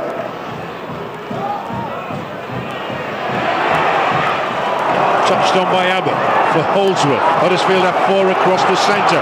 Still it's Holdsworth. Now here's the cross. Here's the chance. It's Onyura! And within 5 seconds of coming on, Ify Onyura was a touch away from glory. The ball in perfect from Holdsworth for Worthington, who sort of scrambled it. It was a miss kick by the midfield man, and it nearly landed perfectly for the substitute of all of 5 seconds. Mansfield happy to play for a bit of time as well. They have the lead, of course, and these could be really precious points for them. It's got through to Larkin. It's touched back for Lawrence. Goal number 3 for Mansfield Town, and it had to come from their leading scorer, their talisman, their man of the season, Liam Lawrence, with his 22nd goal. And what a blow to Huddersfield Town's hopes of going up.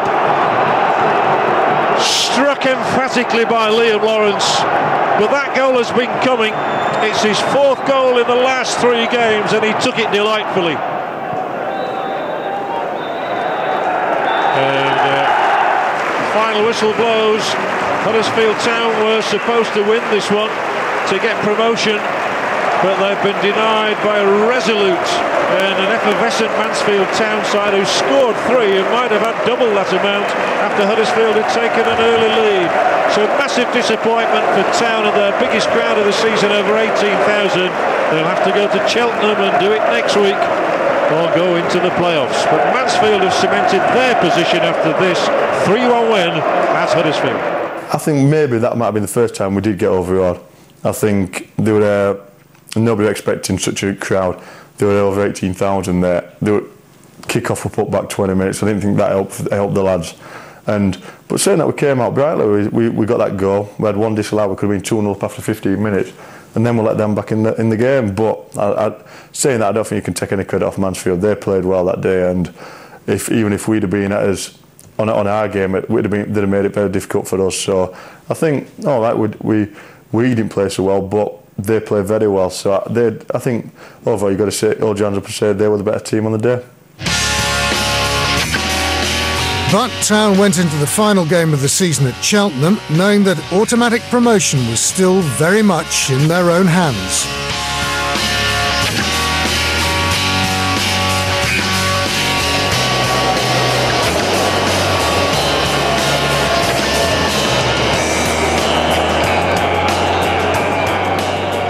It's a simple equation. Huddersfield simply have to match whatever Torquay can, anything other than their performance here at Whaddon Road. And some defending to be done immediately for Peter Jackson's side. When you think at the start of the season he had hardly any players to call upon. He really has assembled a fine young team. He looks anxious today, Peter Jackson. But a goal would settle him down. And it's looped up in the air by Abbott.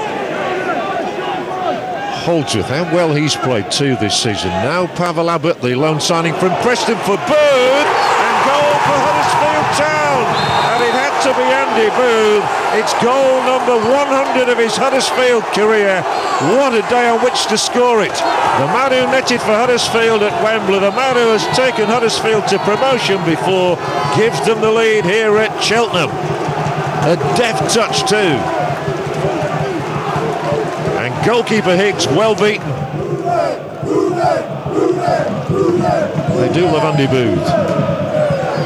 The news from Southend, not what the Town fans wanted to hear. Torquay 2-1 up, but if Huddersfield hold this situation here, a goal to the good, they will be promoted. Well, there's bother here for Spencer. He has clattered into David Murphy. There can be only one consequence. It's going to be the long, the lonely walk accompanied by a red card for Damien Spencer. The second he's been shown this season, and there can be no excuse for that. Well, a consoling arm from John Ward, his manager.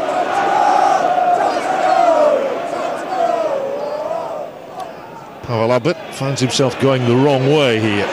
Abbott to a back pass there, that was injudicious, and it could be a costly one as well. What a mistake, and what a finish too from Shane Duff. Well, Shane Duff has never scored in his entire career until today, but he's just delivered a hammer blow to Huddersfield Town. But what a boon, you have to say, by Pavel Abbott with the back pass. Odujayi latched onto the ball here. It was Abbott's back ball. Odujayi was able to lay it off, and Shane Duff, with a measured finish, has put the ball into the vacant Huddersfield net. Rahubka too, well off his line. There's always a danger on the last day of a season of false messages, though, and everybody's trying to find out the true result, the true scoreline from Roots Hall. Time of the essence, time running out for Huddersfield Town, and that's not going to produce anything. Routine catch for Higgs, and we're almost at that final whistle. And indeed, as Higgs pumps the ball in the air, it's all over. I'm not sure it's going to be enough. Huddersfield have procured a point here for Peter Jackson, who shakes hands with John Ward, but he looks disconsolate. The fans and the players look disconsolate too. Now they can only wait for the result from Southend. But I think the Huddersfield fans are fearing the worst, and that they've missed the boat here at Cheltenham. Them last 5 minutes were absolutely horrible. Like on a football pitch, I've never felt like that in my life. Like just a feeling that elation again when you thought Torquay had let a goal in, and then next minute it being down again. Southend 1, Torquay 2. It was bad. When we came in, I remember coming in the dressing room and the players were still on the field, and because the Torquay game was still going at Southend, I heard it over the tannoy that obviously Southend had got beaten, Torquay had won the game, and obviously we were into the playoffs. So to see them places, the faces of the players in the dressing room after, I'll never forget it. They were devastated. We were all devastated because we come so close, and with 40 minutes left, we were in the second division. But the scenes were devastating, really, for me, for Terry, and the players, really. Gutted, really. I think that's the only word that can describe it. I think in his mind we'd set ourselves that we were going to go to Cheltenham, get the win, and be automatically. Unfortunately, it didn't work out that way. Not for the want of trying, I don't think. Just things didn't seem to go our way. But to bounce back like we did, and that's credit to the manager and Taff as well for lifting us again after we were really down after that game, lifting us for the Lincoln games. But I also felt, John, that obviously we're all disappointed Saturday night, Sunday. It was important that on Monday I was positive and Terry was positive to lift the players, because we still had a chance of going up and going to Cardiff, and we knew we had 2 really difficult games against Lincoln to do that.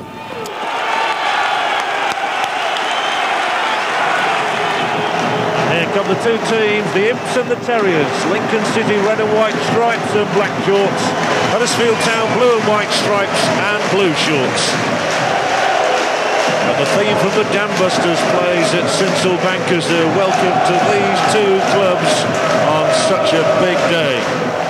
Peter Jackson again not needing a jacket here today. It's a lovely warm afternoon at Sinsel Bank. Rob Edwards swings these in with the left foot. Sodje scores goals from corners occasionally. Murphin is up too. And it is in a useful area, and it's gone straight in. And Huddersfield Town lead. It seemed to go almost straight in from the left boot of Rob Edwards. I said he swings them in, and he swung it into perfection beyond Marriott. What a start for Huddersfield. Lincoln's throw from Ellison. Richardson there. It's Yo. Has it got over the line? It must do now. Fletcher got the final touch, and Lincoln City are level at Sinsel Bank. It's Lincoln 1, Huddersfield 1. The long throw from Ellison. Richardson. I thought that Yeo had bounced. Fletcher certainly did. And Gary Fletcher's 19th goal of this season has Keith Alexander leading the applause. Lincoln 1, Huddersfield 1. 8 up for Huddersfield. So the odds are stacked against the away side here, but you never know. It's a useful delivery. It's a Booth header and a brilliant save from Marriott. He's squeezed in. Huddersfield have got their second goal here. It was squeezed in at the back post. Murphy, I think he's taking the applause. Sodje was in there too. Huddersfield fans, delirium. Well, it's a funny old goal, is this one. It was a tremendous header that Marriott kept out. But young David Murphy at the back post has pounced. And I'm pretty sure it's going to be his goal. It's a Schofield corner kick. Now watch out for Marriott's save, which seemed to have denied Andy Booth. There was Booth's header. It's kept out there. Murphy comes here and prods the ball across the line. It's Lincoln 1, Huddersfield 2. The usual question, how long to go?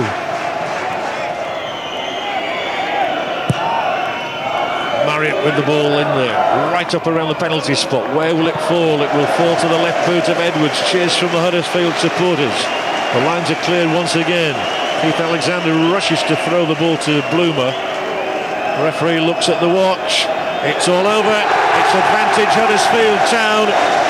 An unlikely goal-scoring hero in David Murphy, who has come up with his third goal of the season for Huddersfield Town. All I've gone for is a tackle, and to be honest, and I thought he'd gone out for a corner or gone out for a throw-in, and I've stood up, and if he's just grabbed me, and I've heard crowd cheer, and I thought I didn't even know I'd gone in until I'd seen camera when I got home, and it looked a bit better than I thought it would, but take every goal.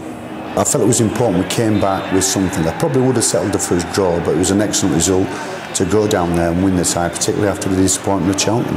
Coming back here, obviously you've got the advantage, but away goals don't count. There's always a danger, whether you like it or not, psychologically.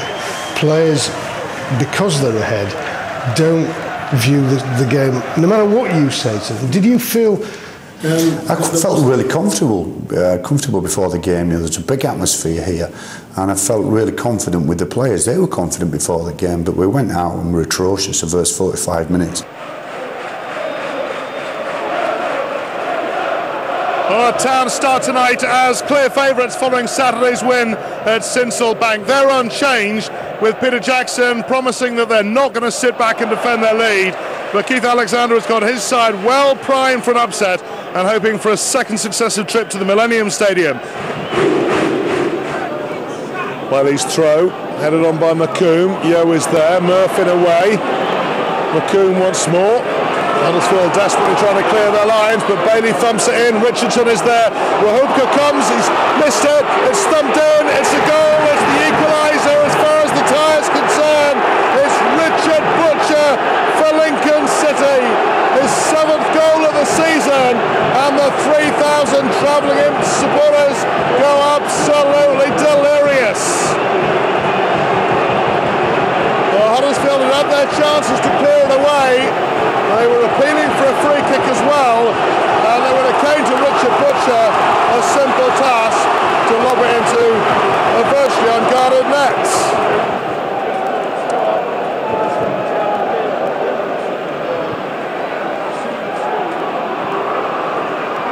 Lincoln pressing forward once again. It's Bailey, it's opened up for him. 2 goals in just over a minute have swung this tie dramatically in favour of the visitors. First it was Butcher, and now it's Bailey. It's Huddersfield Town 0, Lincoln City 2. It's Huddersfield 2, Lincoln 3 on aggregate. Well, Huddersfield Town have totally fallen to sleep.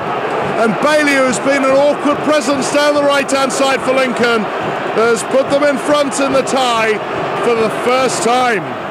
We dropped too deep, we got out 4, we didn't pass the ball, and everybody in that dressing room knew they could give 50% more. We knew we didn't play so well. We knew we had to step it up 60-70%, and if we did that, we were in with a chance. We knew we were only 1 goal behind, we get another goal, and the pressure's back on them. It was poor from from the keeper, from the back, from the midfield, strikers, everything was bad.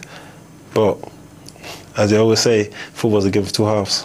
Forward for Onora. He's being pushed there by Futcher. Edwards turning it forward for Schofield. He wanted to go on the outside of Ellison there, but couldn't do so. He's got three in the area to try to aim at, including Booth. It won't come to him. It'll come to Onora. Handball, is that? No, says the referee.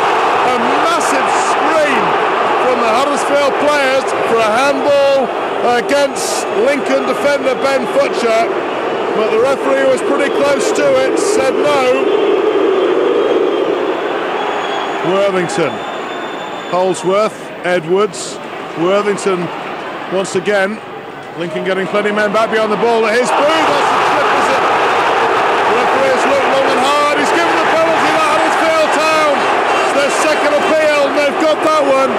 Initially, he didn't want to give it. He looked at the linesman, and the linesman has said yes. There was a trip on Andy Booth, a push on Andy Booth. And Schofield jogging up, little shimmy. He sends the keeper the wrong way. And Huddersfield Town are right back in the contest. Huddersfield 1, Lincoln 2 on the night. Huddersfield 3, Lincoln 3 on aggregate. Three sides of the McAlpine Stadium are racks. I can't recall it this noisy ever before. It's anybody's game to be settled in possibly half an hour. If it stays like this, extra time and possibly penalties. Schofield, who brought Town back into it with his penalty. McComb has got a touch of the jitters as well. Worthington, still Worthington. Still trying to tee it up for Makaliski. Back into Rob Edwards! What a goal for Rob Edwards! Huddersfield Town draw level on the night. They could be heading to Cardiff. 8 minutes to go. It's Huddersfield Town 2, Lincoln City 2, and on aggregate, Huddersfield lead 4-3. Well, sadly, a number of fans have come onto the pitch. The jubilation's got the better of them. It's a sheer release of delight. Stewart's quickly getting them off. Huddersfield Town can now be thinking about heading to Cardiff. And that's a foul by Ellison. A free kick to Huddersfield. That is 2 minutes of stoppage time played. The board said 2 minutes.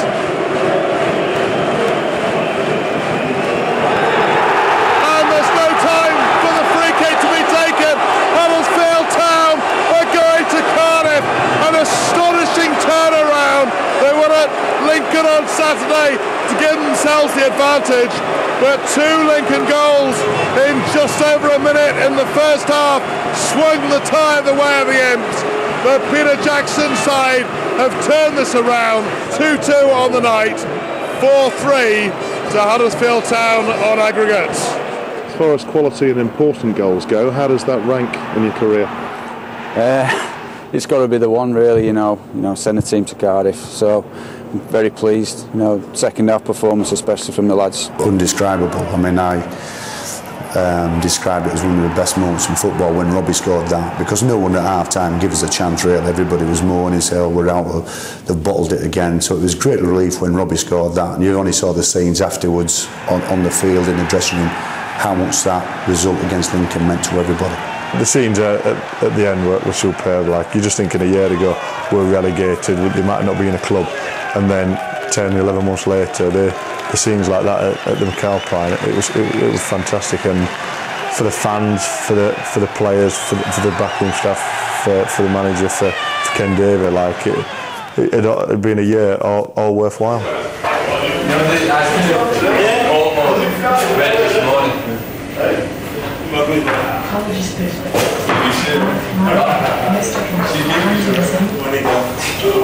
Effie Sodji thinks he's a legend in his own mind, but he's not. Said he's played at World Cup, but I never saw him at World Cup.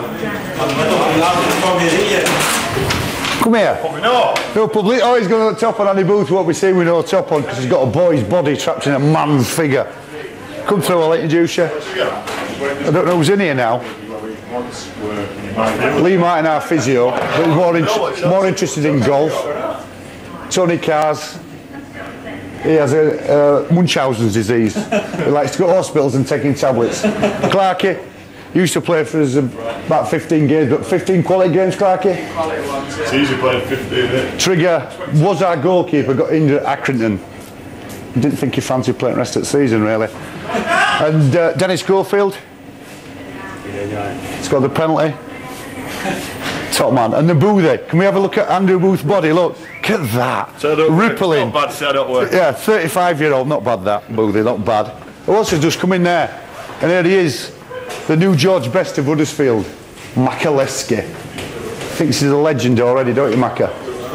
Oh, what? No. You are a legend? No. Not yet? Come Monday, aren't you? I'll just take you into our club shop. Come. We're working 6 nights. I did have some t-shirts in here, but I think they might have sold out. Oh, they're there. I thought they sold out.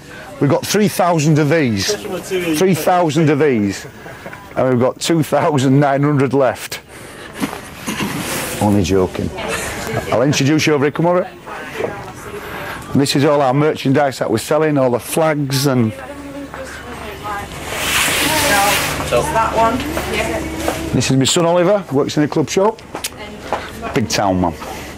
This is where we stood when we scored the goal. Robbie Edwards scored just behind that goal there. What a fantastic night. Because we were awful at half time, 2-0 down. It took a massive comeback by everybody to get back into this game, but as soon as Robbie struck that, I knew it was in, and Bedlam kicked off here. But what a fantastic night it was. Unbelievable night. And all that just before full time when you were hugging onto Terry Yorks before the whistle. Yeah, a little bit tense to say the least. I've just watched it actually about 5 minutes ago, that, and obviously the scenes here, there's me and Terry stood here, and about 15 people jumped on top of me, but what an unforgettable night that was, because it was so much at stake, you know, 46 games rolled into, well, really 45 minutes, and it really turned our season round, and we're travelled out of Cardiff now, so we're all looking forward to it. Any consolation for missing out an automatic, all that extra excitement, all the extra buzz? Well, yeah, the manager said after we missed out at Cheltenham that this is the best way to do it. Obviously, the best way to do it is to go up Millennium and win, but it's also an awful place to go and lose. But I'm really confident we can go there. You know, we'll have 25,000 plus following us, and I'm confident we'll go there and get a result. So come on.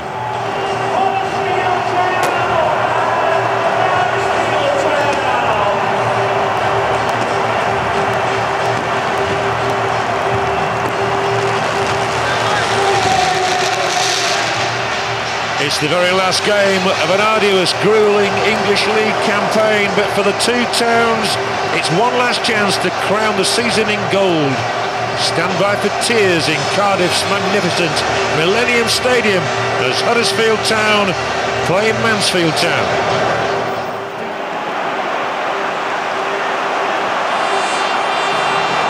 Good fluid movement from Huddersfield to involve left-sided Lloyd. The hovering ball in, met by Booth, and it goes towards the net as well, and just out for a goal kick. Sodji.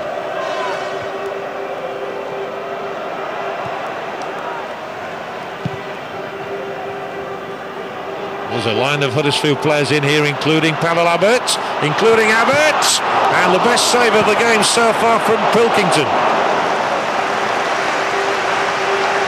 Now, Pavel Abbott a bit short on goals at the moment. He hasn't scored since his winner against Southend 8 matches ago. But he wrapped one in here, having got the better of Hassel. And Pilkington made himself big. And the Mansfield goalkeeper responding perfectly to Abbott's pile driver. Instead, now a prodigious talent in the Premier League with Blackburn Rovers. He actually scored a couple of goals when they drew 3-3 with Mansfield earlier this season. Holdress ball up there now. Booth's coming again. It might drop here for Lloyd. Here's a chance. Surely! Oh my goodness me. Talk about putting bodies on the line. Danny Schofield. Williamson's full of running. He really has picked it up. Abbott. He's got Booth in. It's Booth. It's Andy Booth. Huddersfield's hero down the years. He's missed it. Corden, who's really perked up in this last 20 minutes. That's made a big difference to Mansfield. Larkin trying to turn, squeezes it away for Laurent Jaffot. He's going the wrong way before he finds an ally, an accomplice in Eaton. Corden now. Wayne Corden to let fly. Save of the match, Rohovka. Shot of the match, Wayne Corden. 4 more minutes of added time to be played. That's plenty. Mansfield are really coming at Huddersfield in these closing stages now. Corden, it's a cross in, it's beyond Larkin. Who's going to pick this one up? Curtis is going to pick it up for Mansfield. What an assault it is from them. It's a cross, it's Chapo. It must be from Larkin. No, he's offside. Offside, Colin Larkin, just at the split second that he was about to run away and celebrate promotion. The flag denies him. Huddersfield breathe again. But how close was it? And was it the correct decision? Curtis, who's been magnificent, picked it up there. Then he slung it back in. The flag had not been raised at that moment. And did the ball go out? That was probably what I'm going to say it couldn't be offside. The ball had gone out of play.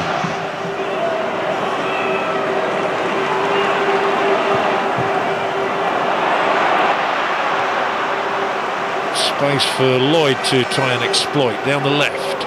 McAliskey's found him. It's John McAliskey. Teed up for Tony Cars, left-footed, a bender, wide just. A moment of glory for Tony Cars, just eludes him. Nobody wants to make that one crucial error now, obviously. Huddersfield have 3 across the centre. Will it be Booth's day? It's glanced down to Lloyd. It's Lloyd. It's going in. It's tipped aside. Fantastic save by Pilkington. Lloyd's effort there was going just inside the uprights. Anthony Lloyd, right-footed. It looked for a moment as though it was going to arc into the net. And Kevin Pilkington has responded magnificently in the first minute of the second period of extra time.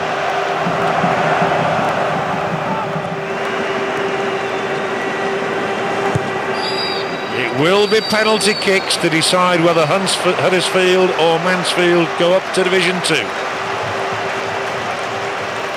Smiles from Keith Curl and Peter Jackson. I know they could do no more, but it is down to the lottery from the little white spot 12 yards out. Had you got your penalty takers all sorted out? Got our penalties sorted out, and I was really confident my first 3. Obviously Robbie, Danny Schofield and Carnes, the following 2, obviously Lee Fowler and Yatesy. But I always felt, I can't believe that they put us in first as well to take the penalty. Jacko's got us all together and just said, whatever happens now happens. It's nobody's fault. We've all done the best. We've had a great season.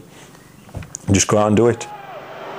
So penalty kick number 1 to Rob Edwards of Huddersfield Town. The goal-scoring hero in the semi-final. The hero now. 1-0 Huddersfield.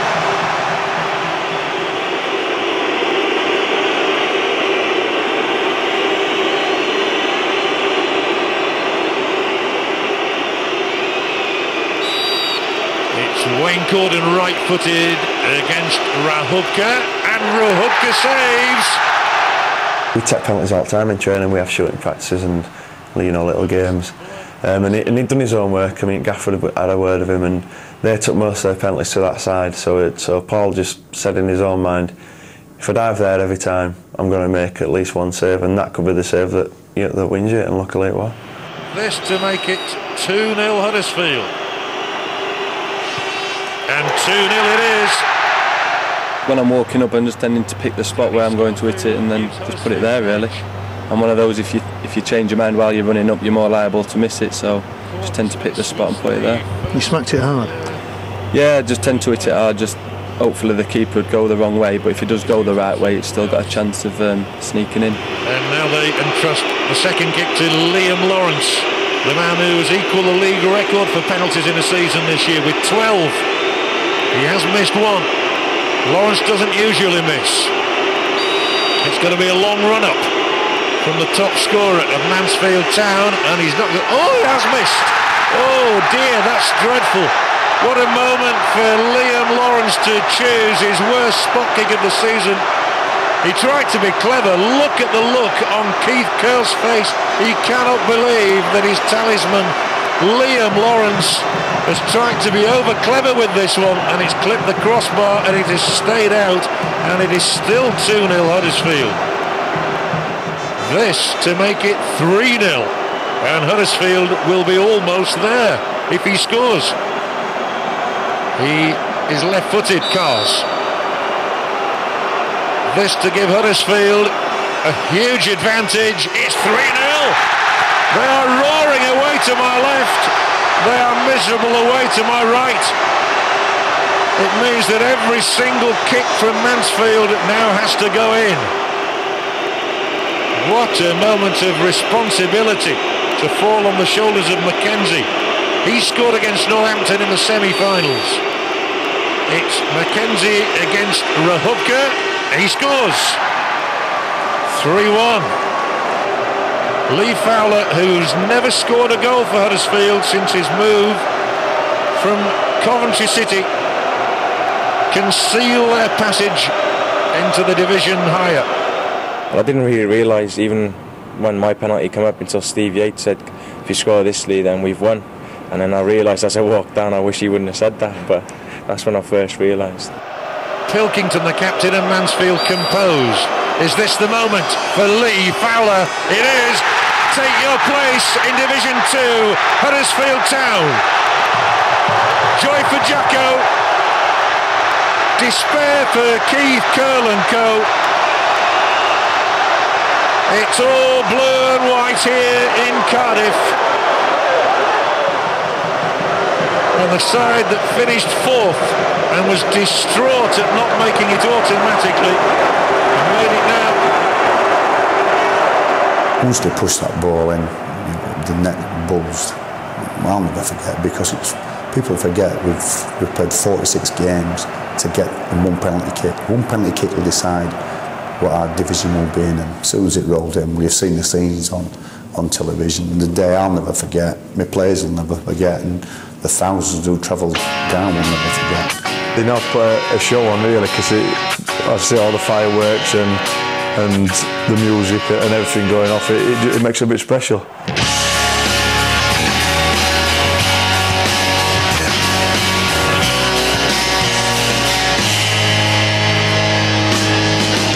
That's the biggest achievement in my career. Obviously, I played in the Premiership, I've played for England 21s, but that to win after everything what happened last year, to go out this year and play as we did and achieve what we have done, that's the biggest achievement in my career by a long way.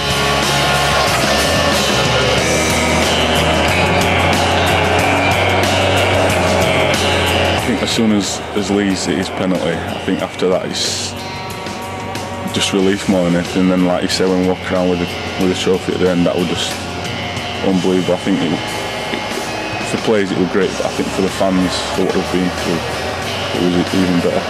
Emotional, adrenaline just running through. It was absolutely brilliant, really. We'll never forget them memories.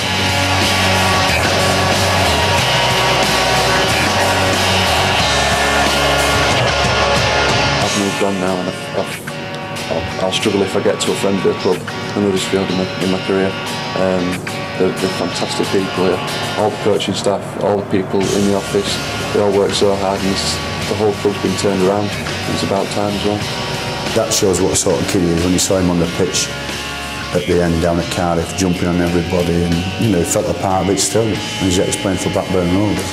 He's a wonderful kid. He deserves a lot of the credit that he's got, and it proves to our kids in our dressing room what can be achieved by sheer hard work. I think he's still a major part of us to get where we were today. He said if it wasn't for Steady, I don't think no disrespect, but I don't think we could have got half the success we've had this season.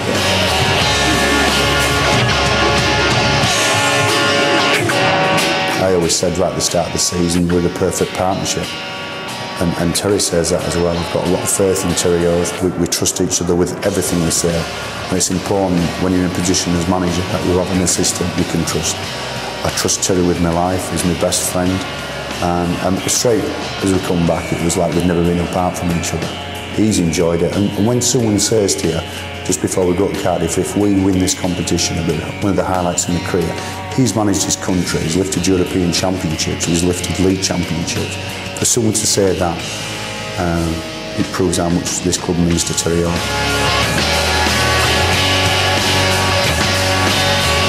I think we've got to take this season and be confident. There's no teams in Division 2 that we can be scared of. How far?